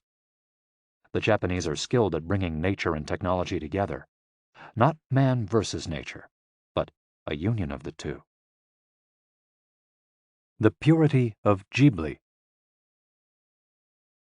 There are those who say that the Shinto value of being connected with nature is vanishing. One of the harshest critics of this loss is another artist with a clearly defined Ikigai, Hayao Miyazaki, the director of the animated films produced by Studio Ghibli. In nearly all his films, we see humans, technology, fantasy, and nature in a state of conflict, and in the end, coming together. One of the most poignant metaphors in his film Spirited Away is an obese spirit covered in trash that represents pollution of the rivers. In Miyazaki's films, forests have personalities, trees have feelings, and robots befriend birds. Considered a national treasure by the Japanese government, Miyazaki is an artist capable of becoming completely absorbed in his art. He uses a cell phone from the late 1990s, and he makes his entire team draw by hand. He directs his films by rendering on paper even the tiniest detail, achieving flow by drawing, not by using a computer. Thanks to this obsession on the director's part, Studio Ghibli is one of the only studios in the world where almost the entire production process is carried out using traditional techniques. Those who have visited Studio Ghibli know that it's fairly typical on a given Sunday to see a solitary individual tucked away in a corner, hard at work. A man in simple clothes who will greet them with an "Ohayo," hello, without looking up. Miyazaki is so passionate about his work that he spends many Sundays in the studio, enjoying the state of flow, putting his Ikigai above all else. Visitors know that under no circumstances is one to bother Miyazaki, who is known for his quick temper, especially if he is interrupted while drawing. In 2013, Miyazaki announced he was going to retire. To commemorate his retirement, the television station NHK made a documentary showing him in his last days at work. He is drawing in nearly every scene of the film. In one scene, several of his colleagues are seen coming out of a meeting, and there he is, drawing in a corner, paying no attention to them. In another scene, he is shown walking to work on December 30th, a national holiday in Japan, and opening the doors of Studio Ghibli so he can spend the day there, drawing alone. Miyazaki can't stop drawing. The day after his retirement, instead of going on vacation or staying at home, he went to Studio Ghibli and sat down to draw. His colleagues put on their best poker faces, not knowing what to say. 1 year later, he announced he wouldn't make any more feature films, but that he would keep on drawing until the day he died. Can someone really retire if he's passionate about what he does? The recluses. It is not only the Japanese who have this capacity. There are artists and scientists all over the world with strong, clear ikigais. They do what they love until their dying day. The last thing Einstein wrote before closing his eyes forever was a formula that attempted to unite all the forces of the universe in a single theory. When he died, he was still doing what he loved. If he hadn't been a physicist, he said, he would have been happy as a musician. When he wasn't focused on physics or mathematics, he enjoyed playing the violin. Reaching a state of flow while working on his formulas or playing music, his two ikigais, brought him endless pleasure. Many such artists might seem misanthropic or reclusive, but what they are really doing is protecting the time that brings them happiness, sometimes at the expense of other aspects of their lives. They are outliers who apply the principles of flow to their lives to an extreme. Another example of this kind of artist is the novelist Haruki Murakami. He sees only a close circle of friends and appears in public in Japan only once every few years. Artists know how important it is to protect their space, control their environment, and be free from distractions if they want to flow with their ikigai. Microflow. Enjoying mundane tasks. But what happens when we have to, say, do the laundry, mow the lawn, or attend to paperwork? Is there a way to make these mundane tasks enjoyable? Near the Shinjuku subway station, in one of the neural centers of Tokyo, there is a supermarket that still employs elevator operators. The elevators are fairly standard and could easily be operated by the customers, but the store prefers to provide the service of someone holding the door open for you, pushing the button for your floor and bowing as you exit. If you ask around, you'll learn that there is one elevator operator who has been doing the same job since 2004. She is always smiling and enthusiastic about her work. How is she able to enjoy such a job? Doesn't she get bored doing something so repetitive? On closer inspection, it becomes clear that the elevator operator is not just pushing buttons, but is instead performing a whole sequence of movements. She begins by greeting the customers with a song-like salutation, followed by a bow and a welcoming wave of the hand. Then she presses the elevator button with a graceful movement, as though she is a geisha offering a client a cup of tea. Csikszentmihalyi calls this microflow. We've all been bored in a class or at a conference and started doodling to keep ourselves entertained, or whistled while painting a wall. If we're not truly being challenged, we get bored and add a layer of complexity to amuse ourselves. Our ability to turn routine tasks into moments of microflow, into something we enjoy, is key to our being happy, since we all have to do such tasks. Even Bill Gates washes the dishes every night. He says he enjoys it, that it helps him relax and clear his mind, and that he tries to do it a little better each day, following an established order or set of rules he's made for himself. Plates first, forks second, and so on. It's one of his daily moments of microflow. Richard Feynman, one of the most important physicists of all time, also took pleasure in routine tasks. W. Daniel Hillis, one of the founders of the supercomputer manufacturer Thinking Machines, hired Feynman to work on the development of a computer that could handle parallel processing when he was already world famous. He says Feynman showed up on his first day of work and said, "Okay, boss, what's my assignment?" They didn't have anything prepared, so they asked him to work on a certain mathematical problem. He immediately realized they were giving him an irrelevant task to keep him busy and said, "That sounds like a bunch of baloney. Give me something real to do." So they sent him to a nearby shop to buy office supplies, and he completed his assignment with a smile on his face. When he didn't have something important to do or needed to rest his mind, Feynman dedicated himself to microflowing, say, painting the office walls. Weeks later, after visiting the Thinking Machines offices, a group of investors declared, "You have a Nobel laureate in there, painting walls and soldering circuits." Instant vacations. Getting there through meditation. Training the mind can get us to a place of flow more quickly. Meditation is one way to exercise our mental muscles. There are many types of meditation, but they all have the same objective: calming the mind, observing our thoughts and emotions, and centering our focus on a single object. The basic practice involves sitting with a straight back and focusing on your breath. Anyone can do it, and you feel a difference after just one session. By fixing your attention on the air moving in and out of your nose, you can slow the torrent of thoughts and clear your mental horizons. The Archer's Secret. The winner of the 1988 Olympic gold medal for archery was a 17-year-old woman from South Korea. When asked how she prepared, she replied that the most important part of her training was meditating for 2 hours each day. If we want to get better at reaching a state of flow, meditation is an excellent antidote to our smartphones and their notifications constantly clamoring for our attention. One of the most common mistakes among people starting to meditate is worrying about doing it right, achieving absolute mental silence or reaching nirvana. The most important thing is to focus on the journey.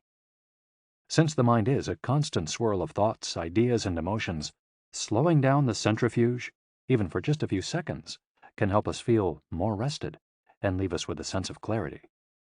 In fact, one of the things we learn in the practice of meditation is not to worry about anything that flits across our mental screen. The idea of killing our boss might flash into our mind, but we simply label it as a thought and let it pass like a cloud, without judging or rejecting it. It's only a thought, one of the 60,000 we have every day, according to some experts. Meditation generates alpha and theta brainwaves. For those experienced in meditation, these waves appear right away, while it might take half an hour for a beginner to experience them.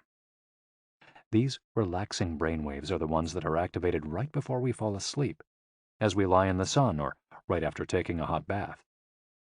We all carry a spa with us everywhere we go. It's just a matter of knowing how to get in. something anyone can do with a bit of practice. Humans as ritualistic beings. Life is inherently ritualistic. We could argue that humans naturally follow rituals that keep us busy. In some modern cultures, we've been forced out of our ritualistic lives to pursue goal after goal in order to be seen as successful. But throughout history, humans have always been busy. We were hunting, cooking, farming, exploring, and raising families, activities that were structured as rituals to keep us busy throughout our days. But in an unusual way, rituals still permeate daily life and business practices in modern Japan. The main religions in Japan, Confucianism, Buddhism, and Shintoism, are all ones in which the rituals are more important than absolute rules. When doing business in Japan, process, manners, and how you work on something is more important than the final results. Whether this is good or bad for the economy is beyond the scope of this audiobook. What is indisputable, though, is that finding flow in a ritualistic workplace is much easier than in one in which we are continually stressed out trying to achieve unclear goals set by our bosses. Rituals give us clear rules and objectives, which help us enter a state of flow. When we have only a big goal in front of us, we might feel lost or overwhelmed by it.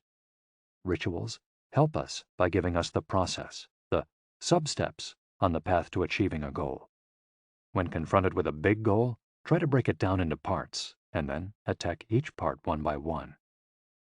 Focus on enjoying your daily rituals, using them as tools to enter a state of flow. Don't worry about the outcome. It will come naturally.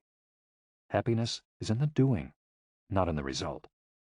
As a rule of thumb, remind yourself, rituals over goals.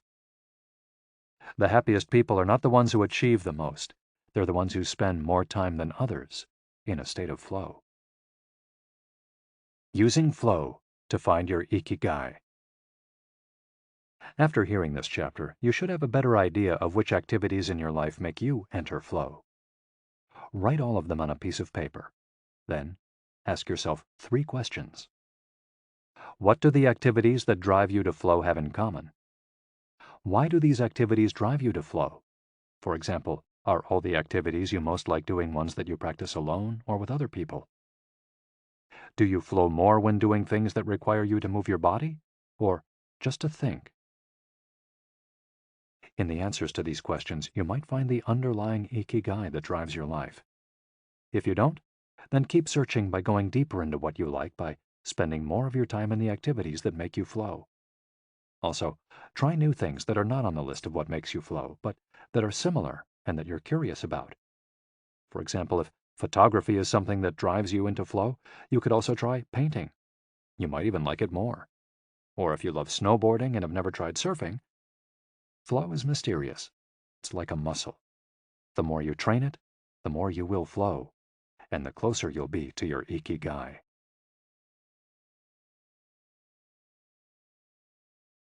Chapter 5. Masters of Longevity. Words of wisdom from the longest living people in the world.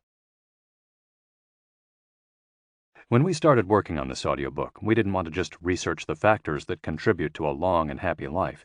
We wanted to hear from the true masters of this art. The interviews we conducted in Okinawa merit their own chapter, but in the section that precedes it, we've provided an overview of the life philosophies of a few international champions of longevity. We're talking about super centenarians, people who live to 110 years of age or more. The term was coined in 1970 by Norris McWhirter, editor of the Guinness Book of World Records. Its use became more widespread in the 1990s after it appeared in William Strauss and Neil Howe's Generations. Today, there are an estimated 300 to 450 supercentenarians in the world, although the age of only around 75 of them has been confirmed. They aren't superheroes, but we could see them as such for having spent far more time on this planet than the average life expectancy would predict. Given the rise in life expectancy around the world, the number of supercentenarians might also increase. A healthy and purposeful life could help us join their ranks. Let's take a look at what a few of them have to say. Misao Okawa, 117. Eat and sleep, and you'll live a long time. You have to learn to relax. According to the Gerontology Research Group, until April 2015, the oldest living person in the world was Misao Okawa, who passed away in a care facility in Osaka, Japan after living for 117 years, 27 days. The daughter of a textile merchant, she was born in 1898, when Spain lost its colonies in Cuba and the Philippines, and the United States annexed Hawaii and launched Pepsi-Cola. Until she was 110, this woman, who lived in 3 different centuries, cared for herself unassisted. When specialists asked about her self-care routine, Misao answered simply, "Eating sushi and sleeping," to which we should add, having a tremendous thirst for life. When they inquired about her secret for longevity, she answered with a smile, "I ask myself the same thing." Proof that Japan continues to be a factory of long life. In July of the same year, Sakari Momoi passed away at 112 years and 150 days old.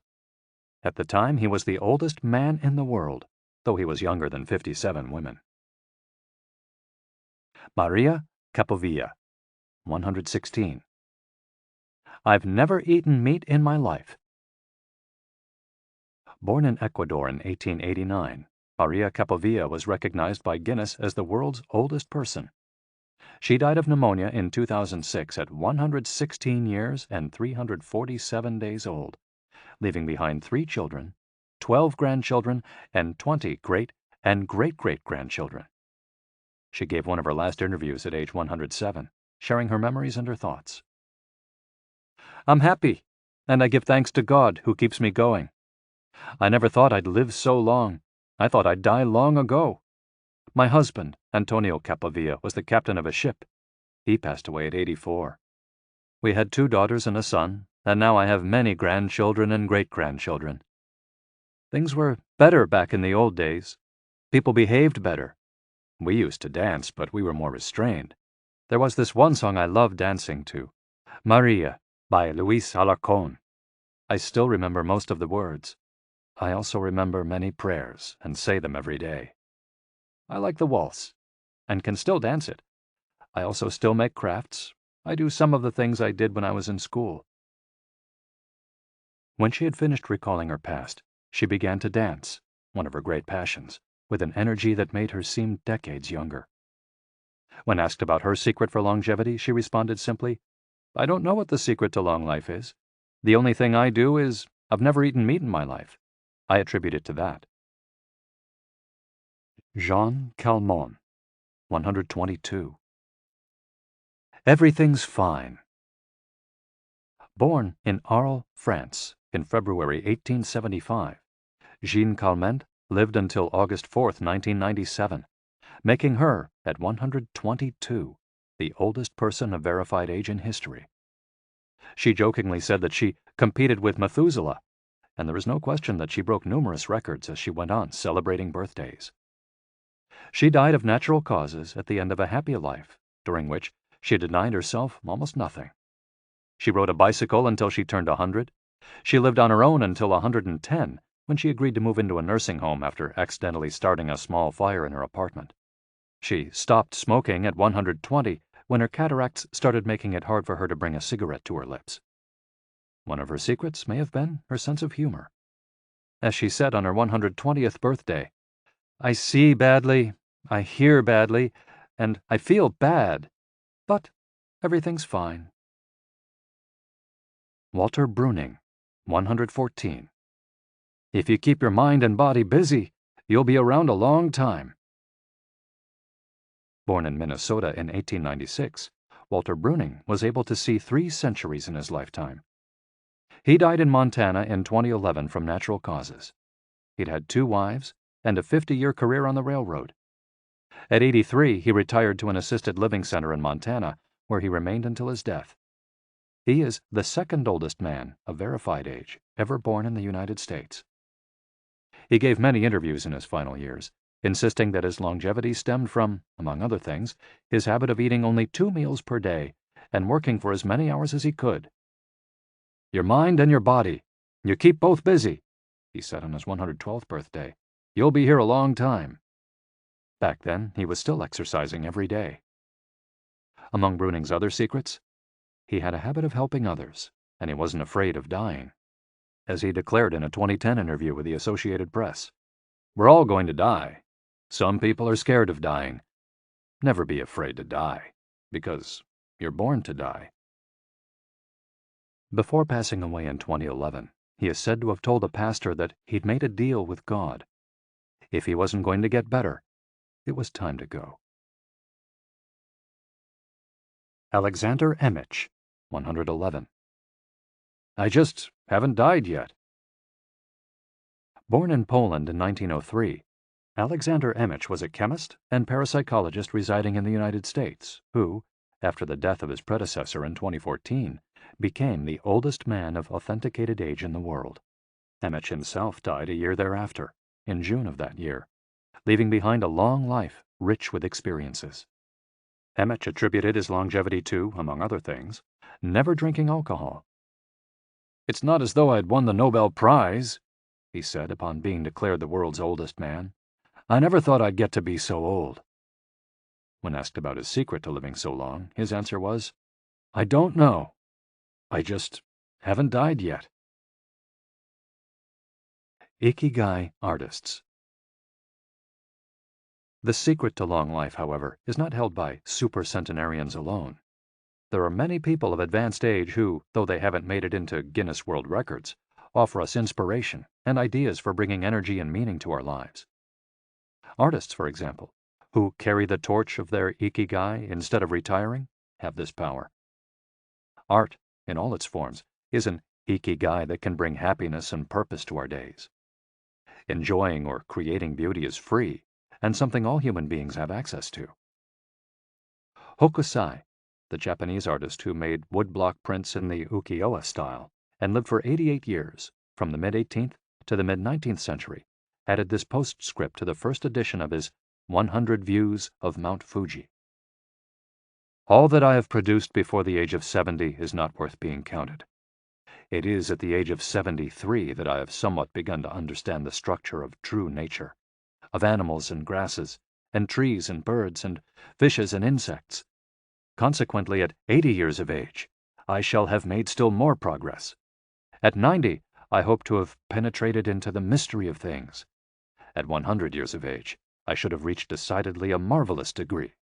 And when I shall be 110, all that I do, every point and every line, shall be instinct with life." Following is our collection of some of the most inspirational words from artists interviewed by Camille Sweeney for the New York Times. Of those still living, none have retired, and all still enjoy their passion, which they plan to pursue until their final breath, demonstrating that when you have a clear purpose, no one can stop you. The actor Christopher Plummer, still working at 86, reveals a dark desire shared by many who love the profession. "We want to drop dead on stage. That would be a nice, theatrical way to go." Osamu Tezuka, the father of modern Japanese manga, shared this feeling. Before he died in 1989, his last words as he drew one final cartoon were, "Please, just let me work." The 86-year-old filmmaker Frederick Wiseman declared on a stroll through Paris that he likes to work, which is why he does it with such intensity. "Everybody complains about their aches and pains and all that, but my friends are either dead or are still working," he said. Carmen Herrera, a painter who just entered her 100th year, sold her first canvas at 89. Today, her work is in the permanent collections of the Tate Modern and the Museum of Modern Art. When asked how she viewed her future, she responded, "I am always waiting to finish the next thing. Absurd, I know. I go day by day." Never stop learning. You may grow old and trembling in your anatomies.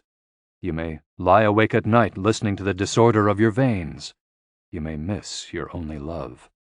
You may see the world about you devastated by evil lunatics, or know your honor trampled in the sewers of baser minds. There is only one thing for it then: to learn. Learn why the world wags and what wags it. That is the only thing which the mind can never exhaust, never alienate, never be tortured by, never fear or distrust, and never dream of regretting. T.H. White, the once and future king. For his part, naturalist and author Edward O. Wilson asserted, "I feel I have enough experience to join those who are addressing big questions. About 10 years ago, when I began reading and thinking more broadly about the questions of what are we, where did we come from, and where are we going, I was astonished at how little this was being done."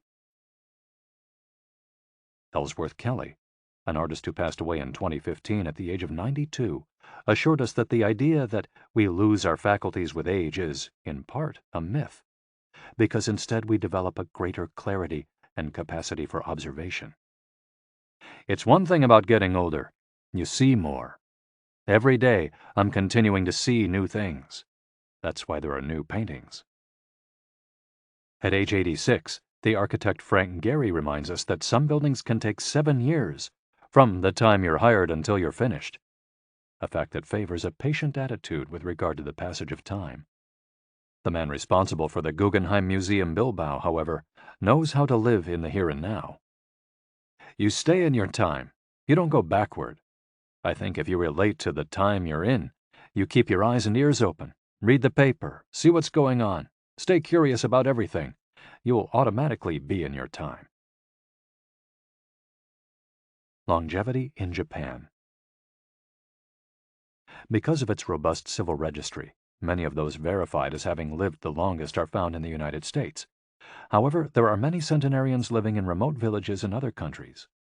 A peaceful life in the countryside seems pretty common among people who have watched a century pass. Without question, the international superstar of longevity is Japan, which has the highest life expectancy of any country in the world. In addition to a healthy diet, which we will explore in detail, and an integrated healthcare system in which people go to the doctor for regular checkups to prevent disease, longevity in Japan is closely tied to its culture, as we'll see later on. The sense of community and the fact that Japanese people make an effort to stay active until the very end are key elements of their secret to long life. If you want to stay busy even when there's no need to work, there has to be an Ikigai on your horizon, a purpose that guides you throughout your life and pushes you to make things of beauty and utility for the community and yourself. Chapter 6. Lessons from Japan's Centenarians. Traditions and Proverbs for Happiness and Longevity. To get to Ogimi, we had to fly nearly 3 hours from Tokyo to Naha, the capital of Okinawa. Several months earlier, we'd contacted the town council of a place known as the Village of Longevity to explain the purpose of our trip and our intention to interview the oldest members of the community. After numerous conversations, we finally got the help we were looking for and were able to rent a house just outside the town. 1 year after starting this project, we found ourselves on the doorstep of some of the longest living people in the world. We realized right away that time seems to have stopped there, as though the entire town were living in an endless here and now. Arriving in Ogimi. After 2 hours on the road from Naha, we're finally able to stop worrying about the traffic. To our left are the sea and an empty stretch of beach. To our right, the mountainous jungle of Okinawa's Yanbaru forests. Once Route 58 passes Nago, where Orion beer, the pride of Okinawa, is made, it skirts the coast until it reaches Ogimi. Every now and then a few little houses and stores crop up in the narrow stretch of land between the road and the base of the mountain.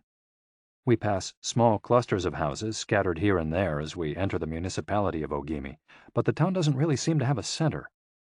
Our GPS finally guides us to our destination, the Center for the Support and Promotion of Well-Being, housed in an unattractive cinder block building right off the highway. We go in through the back door, where a man named Taira is waiting for us. Beside him is a petite, cheerful woman who introduces herself as Yuki. 2 other women immediately get up from desks and show us to a conference room. They serve us each a cup of green tea and a few shikuwasa, a small citrus fruit that packs a big nutritional punch, as we'll see later on. Taira sits down across from us in his formal suit and opens up a large planner and a 3-ring binder. Yuki sits next to him. The binder contains a list of all the town's residents, organized by age and club, or moai. Taira points out that these groups of people who help one another are characteristic of Ogimi. The moai are not organized around any concrete objective. They function more like a family. Taira also tells us that volunteer work, rather than money, drives much of what happens in Ogimi. Everyone offers to pitch in, and the local government takes care of assigning tasks. This way, everyone can be useful and feels like part of the community. Ogimi is the penultimate town before Cape Heido, the northernmost point of the largest island in the archipelago. From the top of Ogimi's mountains, we're able to look down over the whole town. Almost everything is the green of the Yanbaru jungle, making us wonder where the nearly 3,200 residents are hiding. We can see a few houses, but they're scattered in little clusters near the sea or in small valleys, accessible by side roads. Communal life. We're invited to eat in one of Ogimi's few restaurants, but when we arrive, the only 3 tables are already reserved. "Don't worry, we'll go to Churaumi instead. It never fills up," says Yuki, walking back to the car. She's still driving at age 88, and takes great pride in that. Her co-pilot is 99, and has also decided to spend the day with us. We have to drive fast to keep up with them on a highway that is sometimes more dirt than asphalt. Finally reaching the other end of the jungle, we can at last sit down to eat. "I don't really go to restaurants," Yuki says as we take our seats. "Almost everything I eat comes from my vegetable garden, and I buy my fish from Tanaka, who's been my friend forever." The restaurant is right by the sea, and seems like something from the planet Tatooine from Star Wars. The menu boasts in large letters that it serves slow food, prepared with organic vegetables grown in the town. "But really," Yuki continues, "food is the least important thing." She is extroverted and rather pretty. She likes to talk about her role as the director of several associations run by the local government. "Food won't help you live longer," she says, bringing to her lips a bite of the diminutive confection that followed our meal. "The secret is smiling and having a good time." There are no bars and only a few restaurants in Ogimi, but those who live there enjoy a rich social life that revolves around community centers. The town is divided into 17 neighborhoods, and each one has a president and several people in charge of things like culture, festivals, social activities, and longevity. Residents pay close attention to this last category. We're invited to the community center of one of the 17 neighborhoods. It's an old building right next to one of the mountains of the Yanbaru jungle, home to Bunagaya, the town's iconic sprites. The Bunagaya spirits of the Yanbaru jungle. Bunagaya are magical creatures that inhabit the Yanbaru jungle near Ogimi and its surrounding towns. They manifest as children with long red hair and like to hide in the jungle's kajumaru, banyan trees, and go fishing on the beach. Many of Okinawa's stories and fables are about Bunagaya sprites. They're mischievous, playful, and unpredictable. Locals say that the Bunagaya love the mountains, rivers, sea, trees, earth, wind, and animals, and that if you want to befriend them, you have to show respect for nature.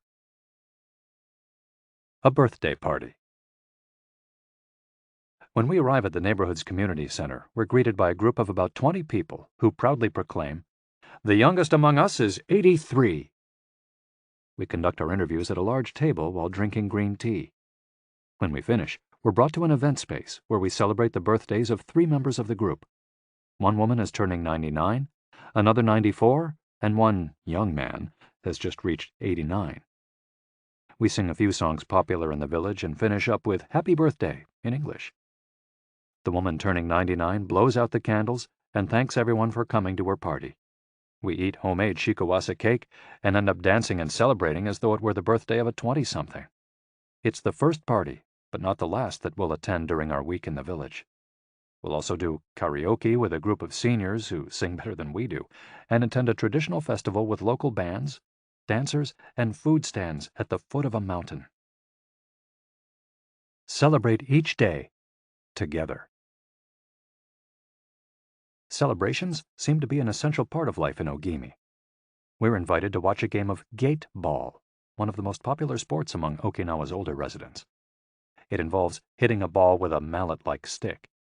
It's a low-impact sport that can be played anywhere, and it's a good excuse to move around and have fun as a group. The residents hold local competitions, and there is no age limit for participants. We participate in the weekly game and lose to a woman who recently turned 104. Everyone cheers, and the defeated look on our faces elicits laughter. In addition to playing and celebrating as a community, spirituality is also essential to the happiness of the village's residents. The gods of Okinawa. The main religion in Okinawa is known as Ryukyu Shinto. Ryukyu is the original name of the Okinawa archipelago, and Shinto means the path of the gods. Ryukyu Shinto combines elements of Chinese Taoism, Confucianism, Buddhism, and Shintoism with shamanistic and animistic elements. According to this ancient faith, the world is populated by an infinite number of spirits divided into several types: spirits of the home, of the forest, of the trees, and of the mountains. It's important to appease these spirits through rituals and festivals, and by consecrating sacred grounds. Okinawa is full of sacred jungles and forests, where many of the two main kinds of temples are found, the Utaki and the Uganju. We visited an Uganju, or small open-air temple, adorned with incense and coins, next to a waterfall in Ogimi. The Utaki is a collection of stones where people go to pray and where, supposedly, spirits gather. In Okinawa's religious practice, women are considered spiritually superior to men, whereas the opposite is true of traditional Shintoism in the rest of Japan. Yuta are women chosen as mediums by their communities to make contact with the spirit realm through traditional rites. Ancestor worship is another important feature of spiritual practice in Okinawa, and in Japan in general. The home of each generation's firstborn usually contains a butsudan, or small altar, used to pray for and make offerings to the family's ancestors. Mabui. Every person has an essence, or mabui. This mabui is our spirit and the source of our life force. It is immortal and makes us who we are. Sometimes the mabui of someone who has died is trapped in the body of a living person. This situation requires a separation ritual to free the mabui of the deceased. It often happens when a person dies suddenly, especially at a young age, and his or her mabui does not want to move on to the realm of the dead. A mabui can also be passed from person to person by physical contact. A grandmother who leaves her granddaughter a ring transfers a part of her mabui to her. Photographs can also be a medium for passing mabui among people. The older, the stronger. Looking back, our days in Ogimi were intense but relaxed, sort of like the lifestyle of the locals, who always seemed to be busy with important tasks, but who, upon closer inspection, did everything with a sense of calm. They were always pursuing their Ikigai, but they were never in a rush. Not only did they seem to be happily busy, but we also noticed that they followed the other principles for happiness that Washington Burnap stated 200 years ago.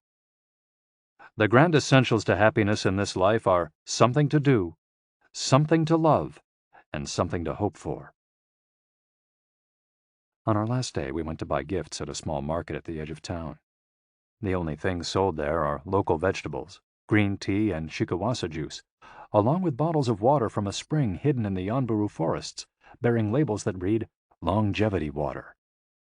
We bought ourselves some of this longevity water and drank it in the parking lot, looking out over the sea and hoping that the little bottles that promised a magic elixir would bring us health and long life, and would help us find our own Ikigai. Then we took a photo with a statue of Abunagaya and walked up to it one last time to read the inscription. A declaration from the town where people live longest. At 80, I am still a child. When I come to see you at 90, send me away to wait until I am 100. The older, the stronger. Let us not depend too much on our children as we age.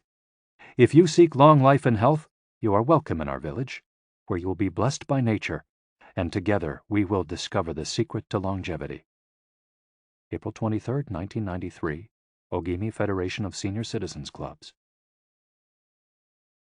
The interviews. Over the course of a week, we conducted a total of 100 interviews, asking the eldest members of the community about their life philosophy, their Ikigai, and the secrets to longevity. We filmed these conversations with 2 cameras for use in a little documentary, and chose a few especially meaningful and inspiring statements to include in this section of the audiobook. 1. Don't worry. The secret to a long life is not to worry, and to keep your heart young. Don't let it grow old. Open your heart to people with a nice smile on your face. If you smile and open your heart, your grandchildren and everyone else will want to see you. The best way to avoid anxiety is to go out in the street and say hello to people. I do it every day. I go out there and say hello and see you later. Then I go home and care for my vegetable garden. In the afternoon, I spend time with friends. Here, everyone gets along. We try not to cause problems. Spending time together and having fun is the only thing that matters. 2. Cultivate good habits. I feel joy every morning waking up at 6 and opening the curtains to look out at my garden where I grow my own vegetables. I go right outside to check on my tomatoes, my mandarin oranges. I love the sight of them. It relaxes me. After an hour in the garden, I go back inside and make breakfast. I plant my own vegetables and cook them myself. That's my Ikigai. The key to staying sharp in old age is in your fingers. From your fingers to your brain and back again. If you keep your fingers busy, you'll live to see 100. I get up at 4 every day. I set my alarm for that time, have a cup of coffee, and do a little exercise, lifting my arms. That gives me energy for the rest of the day. I eat a bit of everything. I think that's the secret. I like variety in what I eat. I think it tastes better. Working. If you don't work, your body breaks down. When I wake up, I go to the Butsudan and light incense. You have to keep your ancestors in mind. It's the first thing I do every morning. I wake up every day at the same time, early, and spend the morning in my vegetable garden. I go dancing with my friends once a week. I do exercise every day, and every morning I go for a little walk. I never forget to do my Taiso exercises when I get up. Eating vegetables, it helps you live longer. To live a long time, you need to do 3 things. Exercise to stay healthy, eat well, and spend time with people. 3. Nurture your friendships every day. Getting together with my friends is my most important Ikigai. We all get together here and talk. It's very important. I always know I'll see them all here tomorrow, and that's one of my favorite things in life. My main hobby is getting together with friends and neighbors. Talking each day with the people you love, that's the secret to a long life. I say hello and see you later to the children on their way to school and wave at everyone who goes by me in their car. Drive safely, I say. Between 7:20 a.m. and 8:15 a.m., I'm outside on my feet the whole time, saying hello to people. Once everyone's gone, I go back inside. Chatting and drinking tea with my neighbors, that's the best thing in life. And singing together. I wake up at 5 every morning, leave the house, and walk to the sea. Then I go to a friend's house and we have tea together. That's the secret to a long life, getting together with people and going from place to place. 4. Live an unhurried life. My secret to a long life is always saying to myself, slow down and relax. You live much longer if you're not in a hurry. I make things with wicker. That's my Ikigai. The first thing I do when I wake up is pray. Then I do my exercises and eat breakfast. At 7, I calmly start working on my wicker. When I get tired at 5, I go visit my friends. Doing many different things every day. Always staying busy but doing one thing at a time without getting overwhelmed. The secret to long life is going to bed early, waking up early, and going for a walk. Living peacefully and enjoying the little things. Getting along with your friends. Spring, summer, fall, winter, enjoying each season happily. 5. Be optimistic. Every day I say to myself, today will be full of health and energy. Live it to the fullest. I'm 98, but consider myself young. I still have so much to do. Laugh. Laughter is the most important thing. I laugh wherever I go. I'm going to live to be 100. Of course I am. It's a huge motivation for me. Dancing and singing with your grandchildren is the best thing in life. I feel very fortunate to have been born here. I give thanks for it every day. The most important thing in Ogimi, in life, is to keep smiling. I do volunteer work to give back to the village a bit of what it has given to me. For example, I use my car to help friends get to the hospital. There's no secret to it. The trick is just to live. Keys to the Ogimi lifestyle. 100% of the people we interviewed keep a vegetable garden, and most of them also have fields of tea, mangoes, shikawasa, and so on. All belong to some form of neighborhood association where they feel cared for as though by family. They celebrate all the time, even little things. Music, song, and dance are essential parts of daily life. They have an important purpose in life, or several. They have an Ikigai, but they don't take it too seriously. They're relaxed and enjoy all that they do. They are very proud of their traditions and local culture. They are passionate about everything they do, however insignificant it might seem. Locals have a strong sense of yui ma'aru, recognizing the connection between people. They help each other with everything from work in the fields, harvesting sugarcane or planting rice, to building houses and municipal projects. Our friend Miyagi, who ate dinner with us on our last night in town, told us that he was building a new home with the help of all his friends, and that we could stay there the next time we were in Ogimi. They are always busy, but they occupy themselves with tasks that allow them to relax. We didn't see a single old grandpa sitting on a bench doing nothing. They're always coming and going, to sing karaoke, visit with neighbors, or play a game of gateball. Chapter 7. The Ikigai Diet. What the world's longest living people eat and drink. According to the World Health Organization, Japan has the highest life expectancy in the world, 85 years for men and 87.3 years for women. Moreover, it has the highest ratio of centenarians in the world, more than 520 for every million people, as of September 2016. While life expectancy in Japan is high overall, Okinawa exceeds the national average. Okinawa is one of the areas in Japan that were most affected by World War II. As a result not only of conflicts on the battlefield, but also of hunger and a lack of resources once the war ended, the average life expectancy was not very high during the 1940s and 1950s. As Okinawans recovered from the destruction, however, they came to be some of the country's longest living citizens. What secrets to long life do the Japanese hold? What is it about Okinawa that makes it the best of the best in terms of life expectancy? Experts point out that, for one thing, Okinawa is the only province in Japan without trains. Its residents have to walk or cycle when not driving.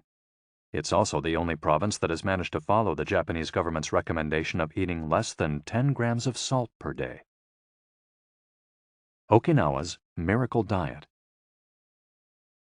The mortality rate from cardiovascular disease in Okinawa is the lowest in Japan, and diet almost certainly has a lot to do with this. It's no coincidence that the Okinawa diet is so often discussed around the world at panels on nutrition.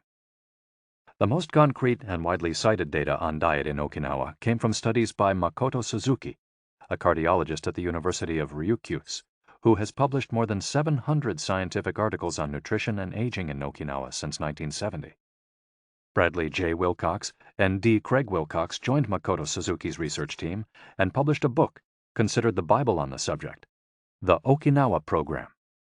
They reached the following conclusions. Locals eat a wide variety of foods, especially vegetables. Variety seems to be key. A study of Okinawa's centenarians showed that they ate 206 different foods, including spices, on a regular basis. They ate an average of 18 different foods each day, a striking contrast to the nutritional poverty of our fast food culture. They eat at least 5 servings of fruits and vegetables every day. At least 7 types of fruits and vegetables are consumed by Okinawans on a daily basis. The easiest way to check if there's enough variety on your table is to make sure you're eating the rainbow. A table featuring red peppers, carrots, spinach, cauliflower, and eggplant, for example, offers great color and variety. Vegetables, potatoes, legumes, and soy products, such as tofu, are the staples of an Okinawan's diet. More than 30% of their daily calories come from vegetables. Grains are the foundation of their diet. Japanese people eat white rice every day, sometimes adding noodles. Rice is the primary food in Okinawa as well. They rarely eat sugar. And if they do, it's cane sugar. We drove through several sugarcane fields every morning on our way to Ogimi, and even drank a glass of cane juice at Nakijin Castle. Beside the stall selling the juice was a sign describing the anti-carcinogenic benefits of sugarcane. In addition to these basic dietary principles, Okinawans eat fish an average of 3 times per week. Unlike in other parts of Japan, the most frequently consumed meat is pork, though locals eat it only once or twice per week. Along these lines, Makoto Suzuki's studies indicate the following. Okinawans consume, in general, 1/3 as much sugar as the rest of Japan's population, which means that sweets and chocolate are much less a part of their diet. They also eat practically half as much salt as the rest of Japan, 7 grams per day compared to an average of 12. They consume fewer calories, an average of 1,785 per day compared to 2,068 in the rest of Japan. In fact, low caloric intake is common among the 5 blue zones. Hara-hachi-bu. This brings us back to the 80% rule we mentioned in the first chapter, a concept known in Japanese as hara-hachi-bu. It's easy to do. When you notice you're almost full but could have a little more, just stop eating. One easy way to start applying the concept of hara-hachi-bu is to skip dessert, or to reduce portion size. The idea is to still be a little bit hungry when you finish. This is why portion size tends to be much smaller in Japan than in the West. Food isn't served as appetizers, main courses, and dessert. Instead, it's much more common to see everything presented at once on small plates. One with rice, another with vegetables, a bowl of miso soup, and something to snack on. Serving food on many small plates makes it easier to avoid eating too much and facilitates the varied diet discussed at the beginning of this chapter. Hara-hachi-bu is an ancient practice. The 12th century book on Zen Buddhism, Zazen Youjinki, recommends eating 2/3 as much as you might want to. Eating less than one might want is common among all Buddhist temples in the East. Perhaps Buddhism recognized the benefits of limiting caloric intake more than 9 centuries ago. So, eat less to live longer? Few would challenge this idea. Without taking it to the extreme of malnutrition, of course, eating fewer calories than our bodies ask for seems to increase longevity. The key to staying healthy while consuming fewer calories is eating foods with a high nutritional value, especially superfoods, and avoiding those that add to our overall caloric intake but offer little to no nutritional value. The calorie restriction we've been discussing is one of the most effective ways to add years to your life. If the body regularly consumes enough or too many calories, it gets lethargic and starts to wear down, expending significant energy on digestion alone. Another benefit of calorie restriction is that it reduces levels of IGF-1, insulin-like growth factor 1, in the body. IGF-1 is a protein that plays a significant role in the aging process. It seems that one of the reasons humans and animals age is an excess of this protein in their blood. Whether calorie restriction will extend lifespan in humans is not yet known, but data increasingly indicate that moderate calorie restriction with adequate nutrition has a powerful protective effect against obesity, type 2 diabetes, inflammation, hypertension, and cardiovascular disease, and reduces metabolic risk factors associated with cancer. An alternative to following the 80% rule on a daily basis is to fast for 1 or 2 days each week. The 5-2, or fasting diet, recommends 2 days of fasting, consuming fewer than 500 calories every week and eating normally on the other 5 days.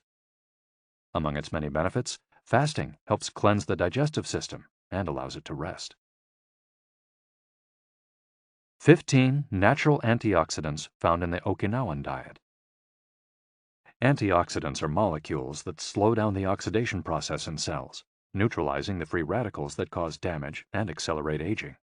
The antioxidant power of green tea, for example, is well known and will be discussed later at greater length. Because they are rich in antioxidants and are eaten nearly every day in the region, these 15 foods are considered keys to Okinawan vitality. Tofu, miso, tuna, carrots, goya, a bitter melon, kombu, sea kelp, cabbage, nori, seaweed, onion, soy sprouts, hechima, a cucumber-like gourd, soybeans, boiled or raw, sweet potato, peppers, and sanpin-cha, jasmine tea. Sanpin-cha, the reigning infusion in Okinawa. Okinawans drink more sanpin-cha, a mix of green tea and jasmine flowers, than any other kind of tea. The closest approximation in the West would be the jasmine tea that usually comes from China. A 1988 study conducted by Hiroko Sho at the Okinawa Institute of Science and Technology indicates that jasmine tea reduces blood cholesterol levels. Sanpin-cha can be found in many different forms in Okinawa and is even available in vending machines.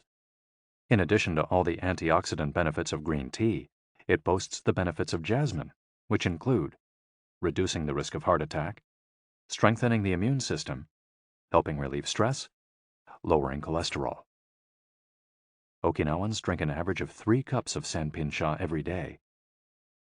It might be hard to find exactly the same blend in the West, but we can drink jasmine tea or even a high-quality green tea instead.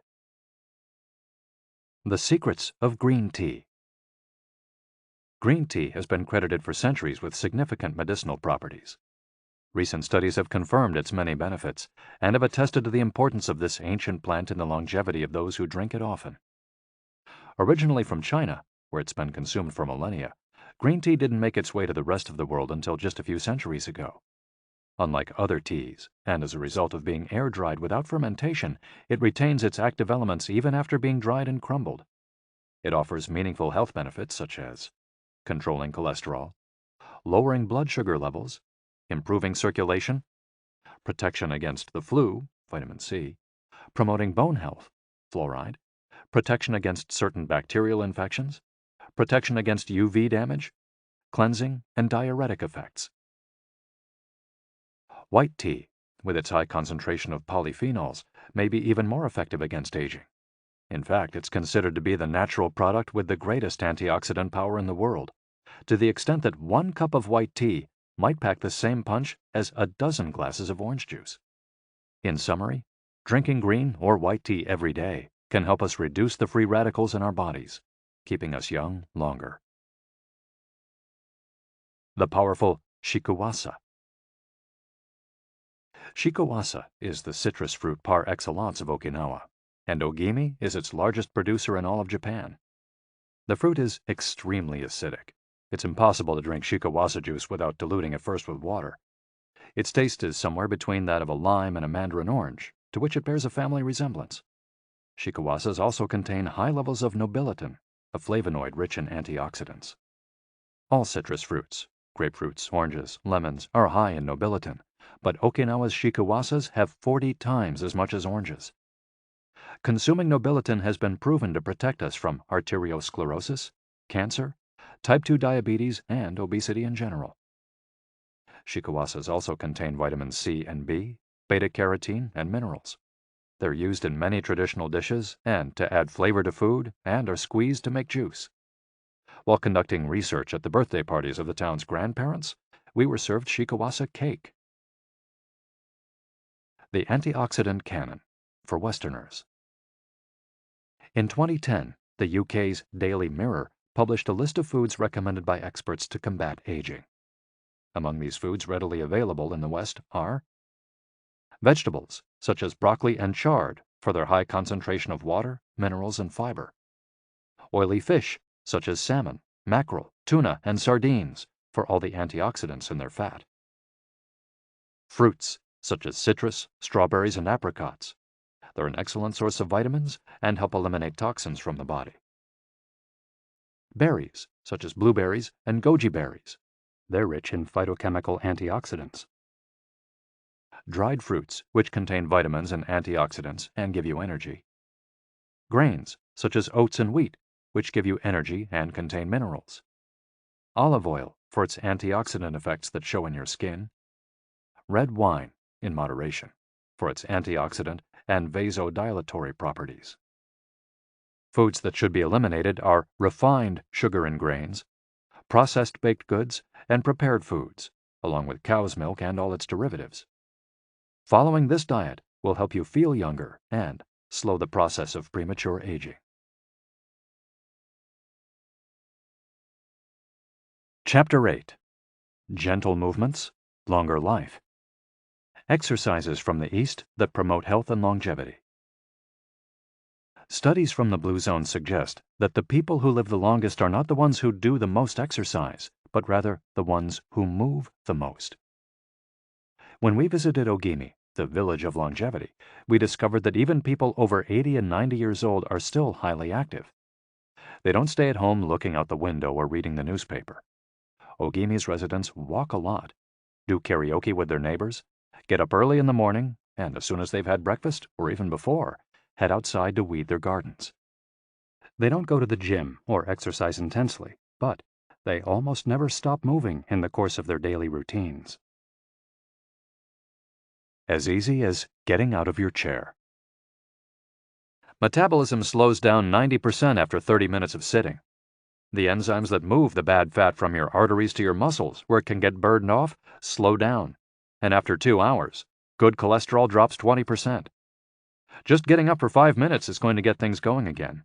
These things are so simple they're almost stupid, says Gavin Bradley in a 2015 interview with Bridget Schulte for The Washington Post. Bradley is one of the preeminent experts on the subject, and the director of an international organization dedicated to building awareness of how detrimental sitting all the time can be to our health. If we live in a city, we might find it hard to move in natural and healthy ways every day, but we can turn to exercises that have proven for centuries to be good for the body. The Eastern disciplines for bringing body, mind, and soul into balance have become quite popular in the West, but in their countries of origin, they've been used for ages to promote health. Yoga, originally from India, though very popular in Japan, and China's Qigong and Tai Chi, among other disciplines, seek to create harmony between a person's body and mind so they can face the world with strength, joy, and serenity. They're touted as elixirs of youth, and science has endorsed the claim. These gentle exercises offer extraordinary health benefits and are particularly appropriate for older individuals who have a harder time staying fit. Tai Chi has been shown, among other things, to slow the development of osteoporosis and Parkinson's disease, to increase circulation, and to improve muscle tone and flexibility. Its emotional benefits are just as important.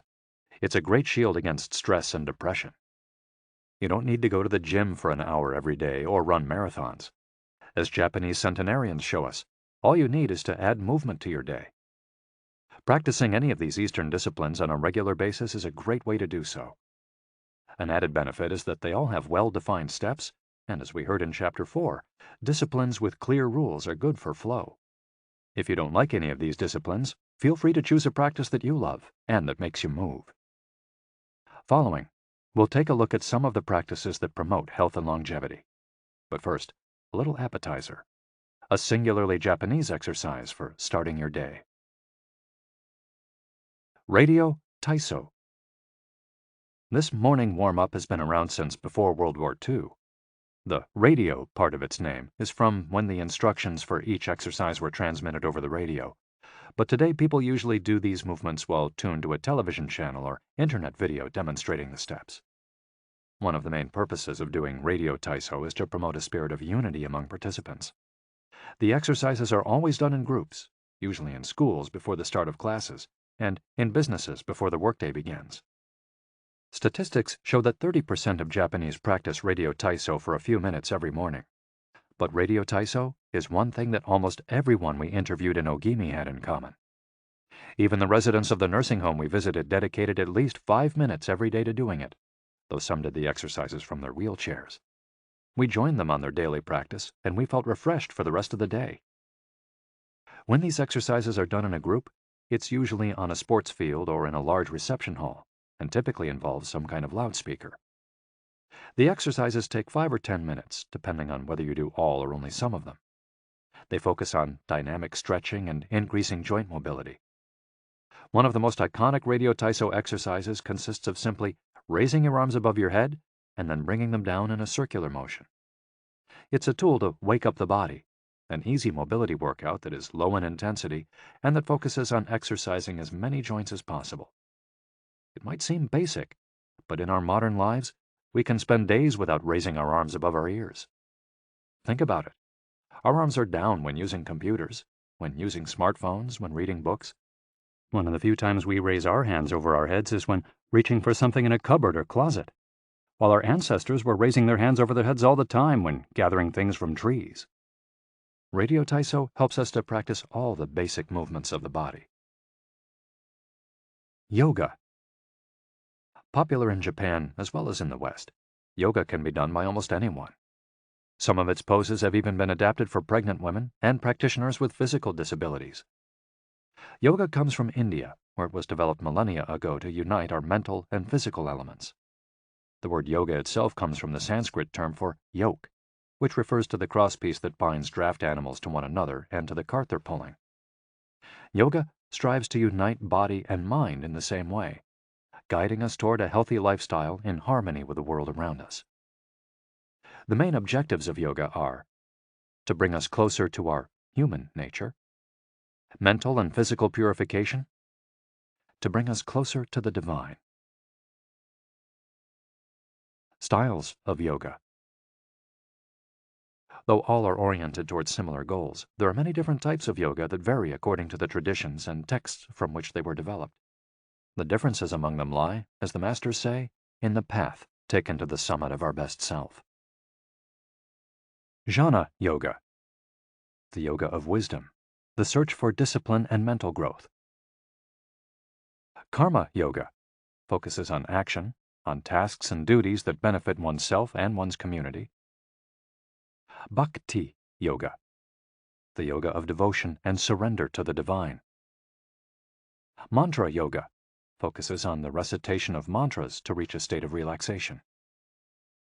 Kundalini Yoga combines diverse steps to reach the desired mental state. Raja Yoga, also known as the royal path, encompasses a range of steps geared toward achieving communion with oneself and others. Hatha Yoga, the most widespread form in the West and Japan, characterized by asanas or poses combined in a quest for balance.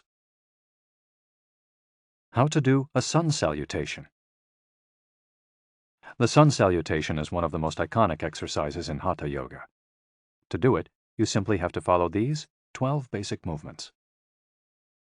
1. With your feet together, stand up straight, but keep your muscles relaxed. Exhale. 2. Place the palms of your hands together in front of your chest. From this position, inhale as you raise your arms above your head and bend backwards slightly. 3. Exhale as you bend forward until you touch the ground with the palms of your hands, without bending your knees. 4. Stretch one leg back to touch the floor with the tips of your toes. Inhale. 5. Bring the other leg back, keeping your legs and arms straight as you hold your breath. 6. As you exhale, bend your arms and bring your chest to the ground, and then forward, resting your knees on the ground. 7. Straighten your arms and bend your spine back, keeping the lower half of your body on the ground. Inhale. 8. With your hands and feet on the ground, lift your hips until your arms and legs are straight and your body forms an upside-down V. Exhale throughout the movement. 9. Bring forward the same leg you'd stretched back earlier and bend it so that your knee and foot are aligned under your head and between your hands. Inhale. 10. Exhale as you bring your back foot forward and straighten your legs, keeping your hands on the ground as in posture 3. 11. Bring your arms above your head with your palms together and bend backwards slightly as you did in posture 2 while you inhale. 12. Lower your arms to their initial position in mountain pose while you exhale. You've just greeted the sun. Now you're ready to have a fantastic day. Tai Chi. Also known as Tai Chi Chuan, Tai Chi is a Chinese martial art that can be traced back hundreds of years to Buddhism and Confucianism. It's very popular in Japan, too. According to Chinese tradition, it was created by the Taoist master and martial arts practitioner Zhang Sanfeng, though it was Yang Luchan who in the 19th century brought the form to the rest of the world. Tai Chi was originally a neijia, or internal martial art, meaning its goal was personal growth. Focused on self-defense, it teaches those who practice it to defeat their adversaries by using the least amount of force possible and by relying on agility. Tai Chi, which was also seen as a means of healing body and mind, would go on to be used more frequently to foster health and inner peace.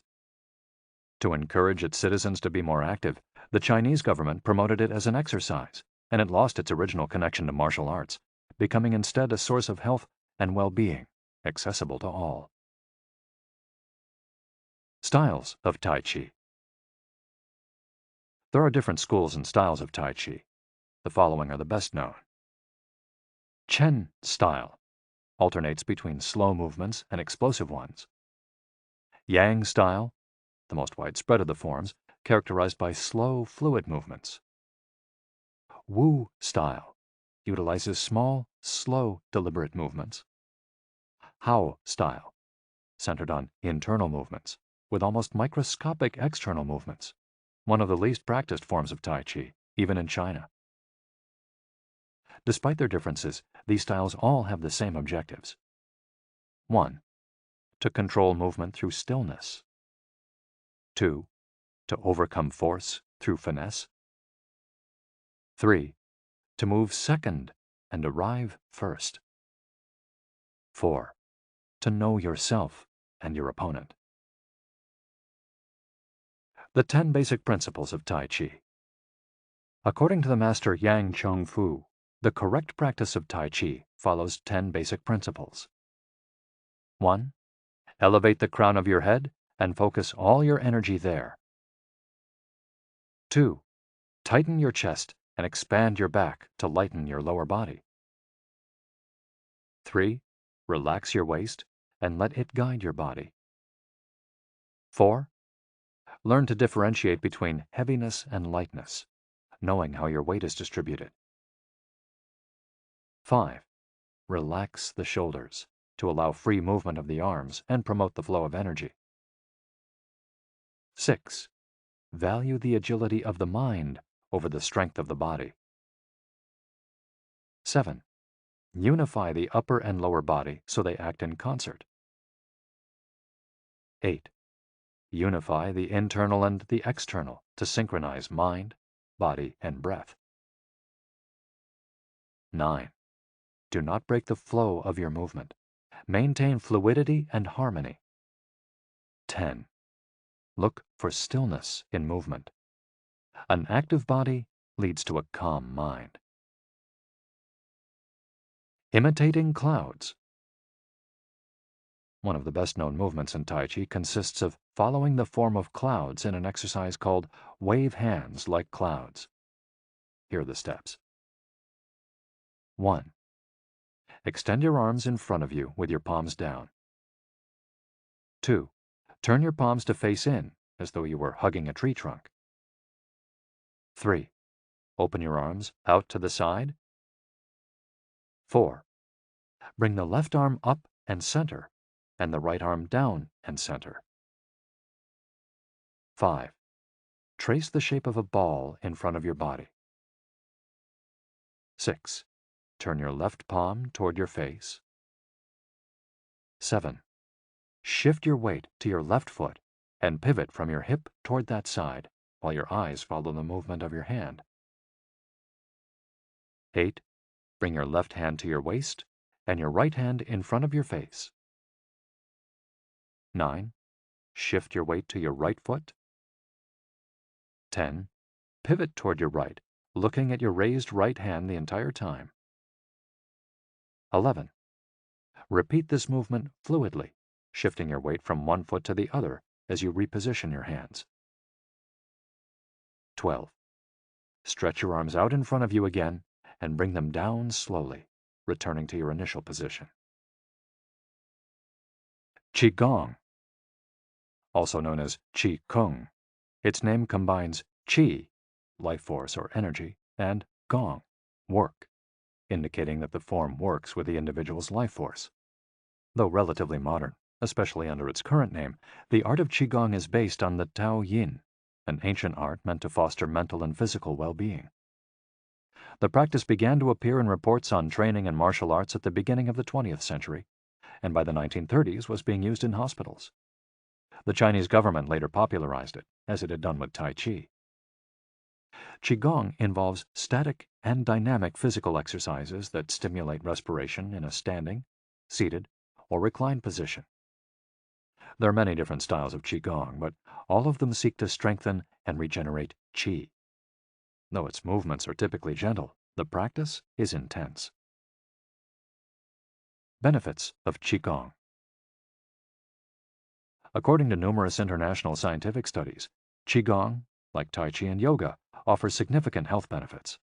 The following stand out among those proven through scientific research, as observed by Dr. Kenneth M. Sansier of San Francisco's Qigong Institute in his article, Medicinal Applications of Qigong. Modification of brainwaves. Improved balance of sex hormones. Lower mortality rate from heart attacks. Lower blood pressure in patients with hypertension. Greater bone density. Better circulation. Deceleration of symptoms associated with senility. Greater balance and efficiency of bodily functions. Increased blood flow to the brain and greater mind-body connection.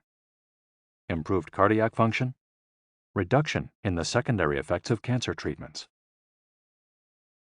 Practicing these arts not only keeps us in shape, it also helps extend our lives. Methods for practicing Qigong. In order to practice Qigong correctly, we should remember that our life energy flows through our whole body. We should know how to regulate its many parts. 1. Tiao Shen. Regulating the body by adopting the correct posture. It's important to be firmly rooted to the ground. 2. Tiao Shi. Regulating the breath until it is calm, steady, and peaceful. 3. Tiao Xin. Regulating the mind, the most complicated part as it implies emptying the mind of thoughts. Tiao Qi. Regulating the life force through the regulation of the 3 prior elements so that it flows naturally. 5. Tiao Shen. Regulating the spirit. The spirit is both strength and root in battle, as Yang Ming explains in The Essence of Taiji Qigong. In this way, the whole organism will be prepared to work together toward a single goal. The 5 elements of Qigong. One of Qigong's best-known exercises is a series representing the 5 elements: earth, water, wood, metal, and fire. This series of movements seeks to balance the 5 currents of energy in order to improve brain and organ function. There are several ways to do these movements. In this case, we're following the model of Professor Maria Isabel Garcia Monreal from the Qigong Institute in Barcelona. Earth. 1. Stand with your legs apart and your feet directly below your shoulders. 2. Turn your feet outwards slightly to straighten the posture. 3. Keep your shoulders relaxed and down and your arms loose at your sides, slightly away from your body. This is the Wu Qi, or rooted posture. 4. As you inhale, raise your arms in front of you until your hands are level with your shoulders, your palms facing down. 5. Exhale as you bend your knees and bring your arms down until your hands are level with your stomach, your palms facing in. 6. Hold this position for a few seconds, focusing on your breath. Water. Starting from earth posture, bend your knees into a squat, keeping your chest upright and exhaling throughout. 2. Press your coccyx downward to stretch your lumbar spine. 3. As you inhale, stand to return to earth posture. 4. Repeat twice for a total of 3. Wood. 1. Starting from earth posture, turn your palms upward and open your arms to the side, forming a circle as you inhale until your hands are level with your clavicle. Turn your hands so that your palms and elbows point downward while keeping your shoulders relaxed. 2. Reverse the movement as you exhale, making a downward circle with your arms until you reach your initial position. 3. Repeat twice for a total of 3. Metal. 1. Starting from earth posture, raise your arms until your hands are level with your sternum. 2. Turn your palms toward each other, about 4 inches apart, with your fingers relaxed and slightly separated, pointing upward. 3. As you inhale, move your hands away from each other until they are shoulder width apart. 4. As you exhale, bring your hands toward each other until they are back in position 2. 5. Repeat twice for a total of 3, observing the concentration of energy as you bring your hands together in front of your lungs. Fire. 1. Starting from earth posture, bring your hands level with your heart as you inhale, with one hand slightly above the other and your palms facing each other. 2. Rotate your hands to feel the energy of your heart. 3. Turn from your waist gently to the left, keeping your torso relaxed and your forearms parallel to the ground. 4. With your palms still facing each other, separate your hands, bringing one up until it is level with your shoulder and the other down in front of your abdomen. 5. Turn from your waist gently to the right, keeping your torso relaxed and your forearms parallel to the ground. 6. As you exhale, let your hands come back together in front of your heart. 7. With your palms still facing each other, separate your hands, bringing one up until it is level with your shoulder and the other down in front of your abdomen. Completing the series. 1. Starting from earth posture, inhale as you bring your hands level with your shoulders, palms facing down. 2. As you exhale, lower your arms to rest at your sides, returning to the initial Wu Qi posture. Shiatsu. Created in Japan in the early 20th century, principally for the treatment of arthritis, shiatsu also works on energy flow through the application of pressure with the thumbs and the palms of the hands. In combination with stretching and breathing exercises, it seeks to create equilibrium among the different elements of the body. The following quote is about the Dao Yin, a general term referring to the ancient arts meant to foster mental and physical well-being. It is not important that a Dao Yin have a name, is imitating something, or is engraved in jade. What is important is the technique and the essence of what is really practiced. Stretching and contracting, bending and lifting of the head, stepping, lying down, resting or standing, walking or stepping slowly, screaming or breathing, everything can be a Dao Yin. Ge Hong. Breathe better. Live longer. The book Xiu Qian Shishu, known in the West as 10 Books on the Cultivation of Perfection, dates back to the 13th century and is a compendium of materials from diverse sources on developing the mind and body. It quotes, among others, the celebrated Chinese doctor and essayist Sun Simiao, who lived during the 6th century. Sun Simiao was a proponent of a technique called the 6 healing sounds, which involves the coordination of movement, breathing, and pronouncing sounds with the purpose of bringing our souls to a place of calm. The 6 sounds are XU, pronounced like shh, with a deep sigh, which is associated with the liver. He, pronounced like her, with a yawn, which is associated with the heart. Si, pronounced like sir, with a slow exhale, which is associated with the lungs. Chui, pronounced like chui, with a forceful exhale, which is also associated with the kidneys. Hoo, pronounced like hu, which is associated with the spleen, and Xi, pronounced like shi, which connects the whole body. The following poem by Sun Simiao offers clues about how to live well according to the season. It reminds us of the importance of breathing and suggests that as we breathe, we visualize the organs associated with each of the healing sounds. In spring, breathe shh for clear eyes, and so wood can aid your liver. In summer, reach for her, so that heart and fire can be at peace. In fall, breathe sir to stabilize and gather metal, keeping the lungs moist. For the kidneys, next, breathe chui and see your inner waters calm. The triple heater needs your shi to expel all heat and troubles. In all 4 seasons, take deep breaths so your spleen can process food. And of course, avoid exhaling noisily.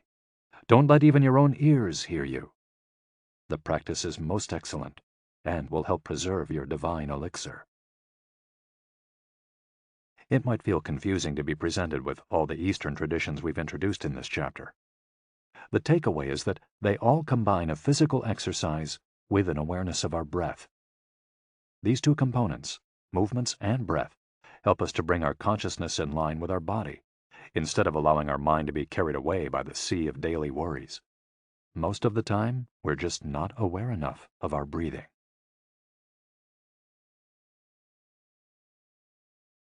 Chapter 9. Resilience and Wabi-sabi. How to face life's challenges without letting stress and worry age you. What is resilience? One thing that everyone with a clearly defined Ikigai has in common is that they pursue their passion no matter what. They never give up, even when the cards seem stacked against them or they face one hurdle after another. We're talking about resilience, a concept that's become influential among psychologists. But resilience isn't just the ability to persevere. As we'll hear in this chapter, it's also an outlook we can cultivate to stay focused on the important things in life, rather than what is most urgent, and keep ourselves from being carried away by negative emotions. In the final section of the chapter, we'll explore techniques that go beyond resilience to cultivate anti-fragility. Sooner or later, we all have to face difficult moments, and the way we do this can make a huge difference to our quality of life. Proper training for our mind, body, and emotional resilience is essential for confronting life's ups and downs. Nana Korobiaoki. Fall 7 times, rise 8. Japanese proverb. Resilience is our ability to deal with setbacks. The more resilient we are, the easier it will be to pick ourselves up and get back to what gives meaning to our lives. Resilient people know how to stay focused on their objectives, on what matters, without giving in to discouragement. Their flexibility is the source of their strength. They know how to adapt to change and to reversals of fortune. They concentrate on the things they can control and don't worry about those they can't. In the words of the famous Serenity Prayer by Reinhold Niebuhr, God, give us grace to accept with serenity the things that cannot be changed, courage to change the things which should be changed, and the wisdom to distinguish the one from the other. Emotional resilience through Buddhism and Stoicism. Siddhartha Gautama, Buddha, was born a prince of Kapilavastu, Nepal, and grew up in a palace surrounded by riches. At 16, he married and had a child. Not satisfied by his family's wealth, at 29, he decided to try a different lifestyle and ran away from the palace to live as an ascetic. But it wasn't asceticism that he was looking for. It didn't offer the happiness and well-being he sought. Neither wealth nor extreme asceticism worked for him. He realized that a wise person should not ignore life's pleasures. A wise person can live with these pleasures, but should always remain conscious of how easy it is to be enslaved by them. Zeno of Citium began his studies with the Cynics. The Cynics also led ascetic lives, leaving behind all earthly pleasures. They lived in the street, and the only thing they owned was the clothing on their backs. Seeing that cynicism did not give him a sense of well-being, Zeno abandoned its teachings to found the school of Stoicism, which centers on the idea that there is nothing wrong with enjoying life's pleasures as long as they do not take control of your life as you enjoy them. You have to be prepared for those pleasures to disappear. The goal is not to eliminate all feelings and pleasures from our lives, as in cynicism, but to eliminate negative emotions. Since their inception, one of the objectives of both Buddhism and Stoicism has been to control pleasure, emotions, and desires. Though the philosophies are very different, both aim to curb our ego and control our negative emotions. Both Stoicism and Buddhism are, at their roots, methods for practicing well-being. According to Stoicism, our pleasures and desires are not the problem. We can enjoy them as long as they don't take control of us. The Stoics viewed those who were able to control their emotions as virtuous. What's the worst thing that could happen? We finally land our dream job, but after a little while we're already hunting for a better one. We win the lottery and buy a nice car, but then decide we can't live without a sailboat. We finally win the heart of the man or woman we've been pining for, and suddenly we find we have a wandering eye. People can be insatiable. The Stoics believe that these kinds of desires and ambitions are not worth pursuing. The objective of the virtuous person is to reach a state of tranquility, apatheia, the absence of negative feelings such as anxiety, fear, shame, vanity, and anger, and the presence of positive feelings such as happiness, love, serenity, and gratitude. In order to keep their minds virtuous, the Stoics practiced something like negative visualization. They imagined the worst thing that could happen in order to be prepared if certain privileges and pleasures were taken from them. To practice negative visualization, we have to reflect on negative events, but without worrying about them. Seneca, one of the richest men in ancient Rome, lived a life of luxury, but was, nonetheless, an active Stoic. He recommended practicing negative visualization every night before falling asleep. In fact, he not only imagined these negative situations, he actually put them into practice. For example, by living for a week without servants, or the food and drink he was used to as a wealthy man.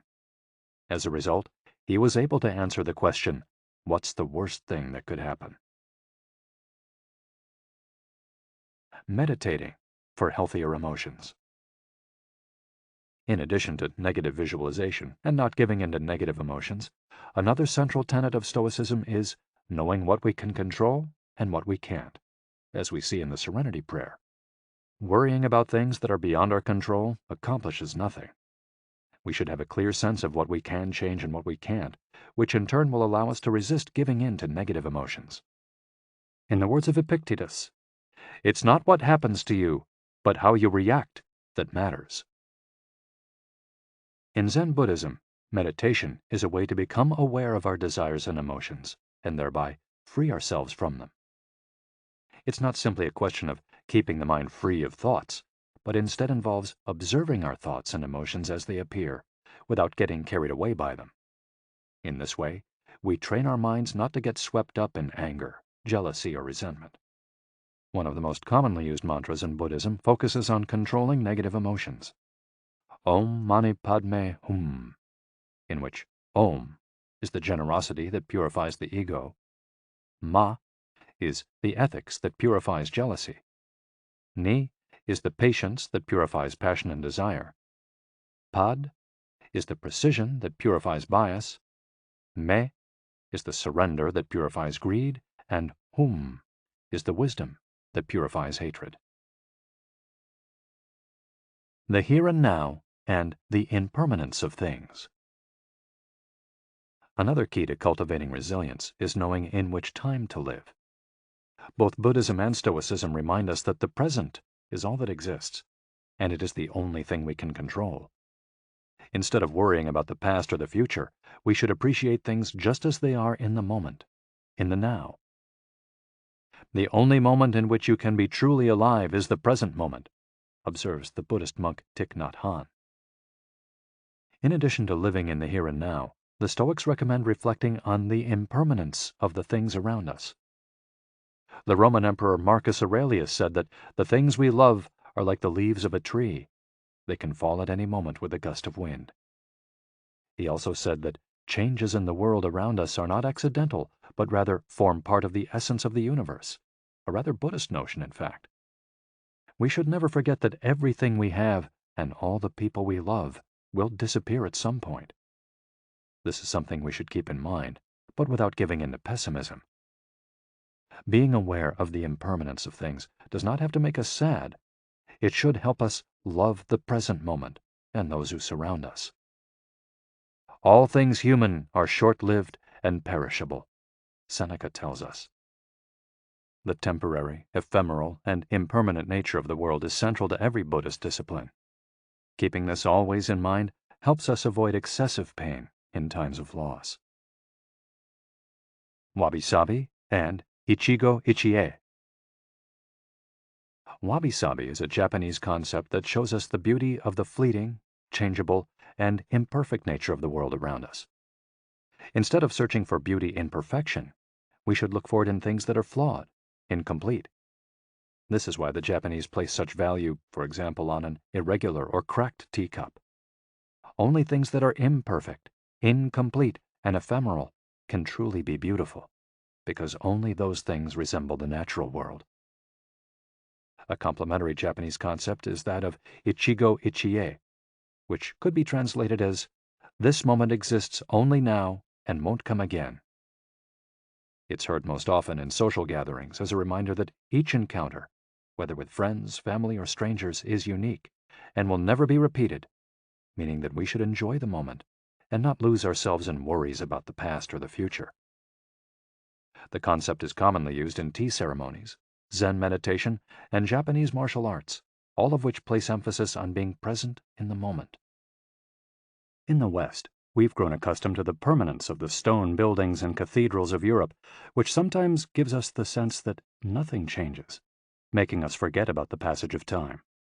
Greco-Roman architecture adores symmetry, sharp lines, imposing facades, and buildings and statues of the gods that outlast the centuries.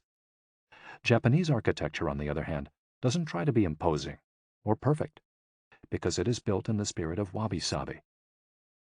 The tradition of making structures out of wood presupposes their impermanence and the need for future generations to rebuild them. Japanese culture accepts the fleeting nature of the human being and everything we create. The grand shrine of Ise, for example, has been rebuilt every 20 years for centuries. The most important thing is not to keep the building standing for generations, but to preserve customs and traditions, things that can withstand the passage of time better than structures made by human hands. The key is to accept that there are certain things over which we have no control, like the passage of time and the ephemeral nature of the world around us. Ichigo-ichie teaches us to focus on the present and enjoy each moment that life brings us. This is why it's so important to find and pursue our Ikigai. Wabi-sabi teaches us to appreciate the beauty of imperfection as an opportunity for growth.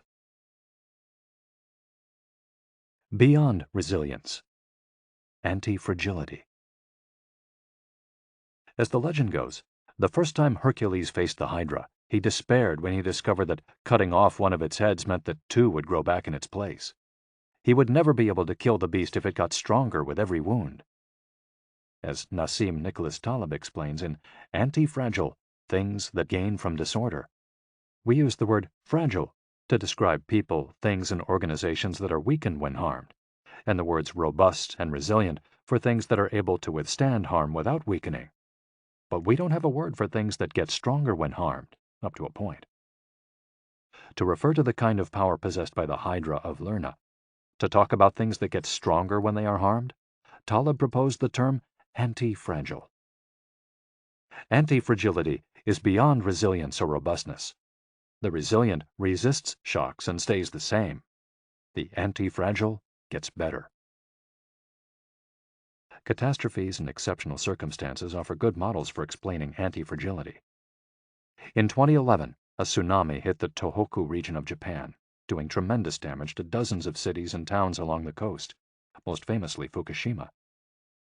When we visited the affected coast 2 years after the catastrophe, having driven for hours along cracked highways and past one empty gas station after another, we passed through several ghost towns whose streets had been taken over by the remnants of houses, piles of cars, and empty train stations. These towns were fragile spaces that had been forgotten by the government and could not recover on their own. Other places, such as Ishinomaki and Kisenuma, suffered extensive damage but were rebuilt within a few years, thanks to the efforts of many. Ishinomaki and Kisenuma showed how resilient they were in their ability to return to normal after the catastrophe. The earthquake that caused the tsunami also affected the Fukushima nuclear power plant. The Tokyo Electric Power Company engineers working at the plant were not prepared to recover from that kind of damage. The Fukushima nuclear facility is still in a state of emergency and will be for decades to come. It demonstrated its fragility in the face of an unprecedented catastrophe. The Japanese financial markets closed minutes after the earthquake. Which businesses did the best in the aftermath? Stock in big construction companies has been steadily on the rise since 2011. The need to rebuild the entire coast of Tohoku is a boon for construction. In this case, Japanese construction companies are anti-fragile, since they benefited enormously from the catastrophe. Now let's take a look at how we can apply this concept to our daily lives. How can we be more anti-fragile? Step 1. Create redundancies. Instead of having a single salary, try to find a way to make money from your hobbies, at other jobs, or by starting your own business. If you have only one salary, you might be left with nothing should your employer run into trouble, leaving you in a position of fragility. On the other hand, if you have several options and you lose your primary job, it might just happen that you end up dedicating more time to your secondary job, and maybe even make more money at it. You would have beaten that stroke of bad luck and would be, in that case, anti-fragile. 100% of the seniors we interviewed in Ogimi had a primary and secondary occupation. Most of them kept a vegetable garden as a secondary job and sold their produce at the local market. The same idea goes for friendships and personal interests. It's just a matter, as the saying goes, of not putting all your eggs in one basket. In the sphere of romantic relationships, there are those who focus all their energy on their partner and make him or her their whole world. Those people lose everything if the relationship doesn't work out. Whereas, if they've cultivated strong friendships and a full life along the way, they'll be in a better position to move on at the end of a relationship. They'll be anti-fragile. Right now, you might be thinking, I don't need more than one salary, and I'm happy with the friends I've always had. Why should I add anything new? It might seem like a waste of time to add variation to our lives because extraordinary things don't ordinarily happen. We slip into a comfort zone. But the unexpected always happens, sooner or later. Step 2. Bet conservatively in certain areas and take many small risks in others. The world of finance turns out to be very useful in explaining this concept. If you have $10,000 saved up, you might put $9,000 of that into an index fund or fixed-term deposit and invest the remaining $1,000 in 10 startups with huge growth potential, say $100 in each. One possible scenario is that 3 of the companies fail. You lose $300. The value of 3 other companies goes down. You lose another $100 or $200. The value of 3 goes up. You make $100 or $200. And the value of one of the startups increases 20-fold. You make nearly $2,000, or maybe even more. You still make money, even if 3 of the businesses go completely belly up. You've benefited from the damage, just like the Hydra. The key to becoming anti-fragile is taking on small risks that might lead to great reward without exposing ourselves to dangers that might sink us, such as investing $10,000 in a fund of questionable reputation that we saw advertised in the newspaper. Step 3. Get rid of the things that make you fragile. We're taking the negative route for this exercise.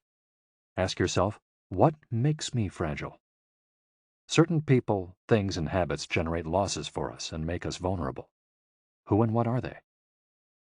When we make our New Year's resolutions, we tend to emphasize adding new challenges to our lives. It's great to have this kind of objective, but setting good riddance goals can have an even bigger impact. For example, stop snacking between meals. Eat sweets only once a week. Gradually pay off all debt. Avoid spending time with toxic people. Avoid spending time doing things we don't enjoy simply because we feel obligated to do them. Spend no more than 20 minutes on Facebook each day. To build resilience into our lives, we shouldn't fear adversity because each setback is an opportunity for growth. If we adopt an anti-fragile attitude, we'll find a way to get stronger with every blow, refining our lifestyle and staying focused on our Ikigai. Taking a hit or two can be viewed as either a misfortune or an experience that we can apply to all areas of our lives as we continually make corrections and set new and better goals. As Taleb writes in Anti-Fragile, we need randomness, mess, adventures, uncertainty, self-discovery, hear traumatic episodes, all these things that make life worth living. We encourage those interested in the concept of anti-fragility to read Nassim Nicholas Taleb's Anti-Fragile. Life is pure imperfection, as the philosophy of wabi-sabi teaches us, and the passage of time shows us that everything is fleeting. But if you have a clear sense of your Ikigai, each moment will hold so many possibilities that it will seem almost like an eternity.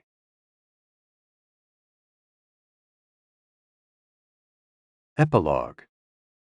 Ikigai, the Art of Living. Mitsuo Aida was one of the most important calligraphers and haikuists of the 20th century. He is yet another example of a Japanese person who dedicated his life to a very specific Ikigai, communicating emotions with 17-syllable poems using a shodo calligraphy brush.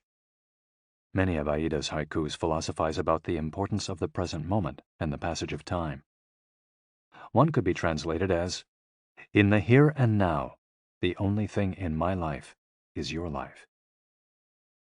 In another poem, Aida writes simply, "Here, now." It is an artwork that seeks to evoke feelings of mono no aware, a melancholy appreciation of the ephemeral. The following poem touches on one of the secrets of bringing Ikigai into our lives. Happiness is always determined by your heart. And one last one, also by Aida, is keep going. Don't change your path. Once you discover your Ikigai, pursuing it and nurturing it every day will bring meaning to your life. The moment your life has this purpose, you will achieve a happy state of flow in all you do, like the calligrapher at his canvas or the chef who, after half a century, still prepares sushi for his patrons with love. Conclusion. Our Ikigai is different for all of us, but one thing we have in common is that we're all searching for meaning. When we spend our days feeling connected to what is meaningful to us, we live more fully.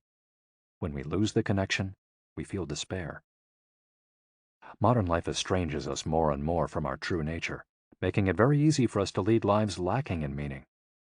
Powerful forces and incentives, money, power, attention, success, distract us on a daily basis. Don't let them take over your life. Our intuition and curiosity are very powerful internal compasses to help us connect with our Ikigai. Follow those things you enjoy and get away from or change those you dislike. Be led by your curiosity and keep busy by doing things that fill you with meaning and happiness. It doesn't need to be a big thing. We might find meaning in being good parents or in helping our neighbors. There is no perfect strategy to connecting with our Ikigai. But what we've learned from the Okinawans is that we should not worry too much about finding it. Life is not a problem to be solved. Just remember to have something that keeps you busy doing what you love while being surrounded by the people who love you. The 10 Rules of Ikigai. We'll conclude this journey with 10 rules we've distilled from the wisdom of the long-lived residents of Ogimi. 1. Stay active. Don't retire. Those who give up the things they love doing and do well lose their purpose in life. That's why it's so important to keep doing things of value, making progress, bringing beauty or utility to others, helping out, and shaping the world around you, even after your official professional activity has ended. 2. Take it slow. Being in a hurry is inversely proportional to quality of life. As the old saying goes, walk slowly and you'll go far. When we leave urgency behind, life and time take on new meaning. 3. Don't fill your stomach. Less is more when it comes to eating for long life, too. According to the 80% rule, in order to stay healthier longer, we should eat a little less than our hunger demands, instead of stuffing ourselves. 4. Surround yourself with good friends. Friends are the best medicine.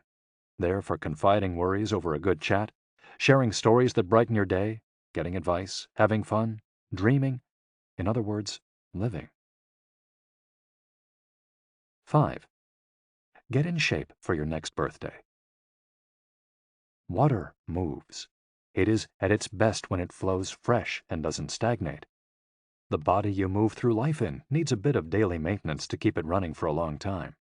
Plus, exercise releases hormones that make us feel happy.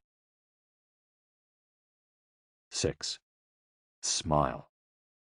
A cheerful attitude is not only relaxing, it also helps make friends. It's good to recognize the things that aren't so great, but we should never forget what a privilege it is to be in the here and now, in a world so full of possibilities. 7. Reconnect with nature. Though most people live in cities these days, human beings are made to be part of the natural world. We should return to it often to recharge our batteries. 8. Give thanks. To your ancestors, to nature, which provides you with the air you breathe and the food you eat. To your friends and family, to everything that brightens your days and makes you feel lucky to be alive. Spend a moment every day giving thanks, and you'll watch your stockpile of happiness grow. 9. Live in the moment. Stop regretting the past and fearing the future. Today is all you have. Make the most of it. Make it worth remembering. 10. Follow your Ikigai. There is a passion inside you, a unique talent that gives meaning to your days and drives you to share the very best of yourself until the very end. If you don't know what your Ikigai is yet, as Viktor Frankl says, your mission is to discover it. The authors of this audiobook wish you a long, happy, and purposeful life. Thank you for joining us. Hector Garcia and Francesc Miralles. You've been listening to Ikigai, The Japanese Secret to a Long and Happy Life by Hector Garcia and Francesc Miralles, narrated by Walter Dixon. If you've enjoyed this audiobook and this performance, then please visit our website, gildanmedia.com. That's GILDANMEDIA.com, where you'll find a wide selection of titles in business and finance, personal development, psychology, and much, much more. And thank you for being a Gildan audio listener.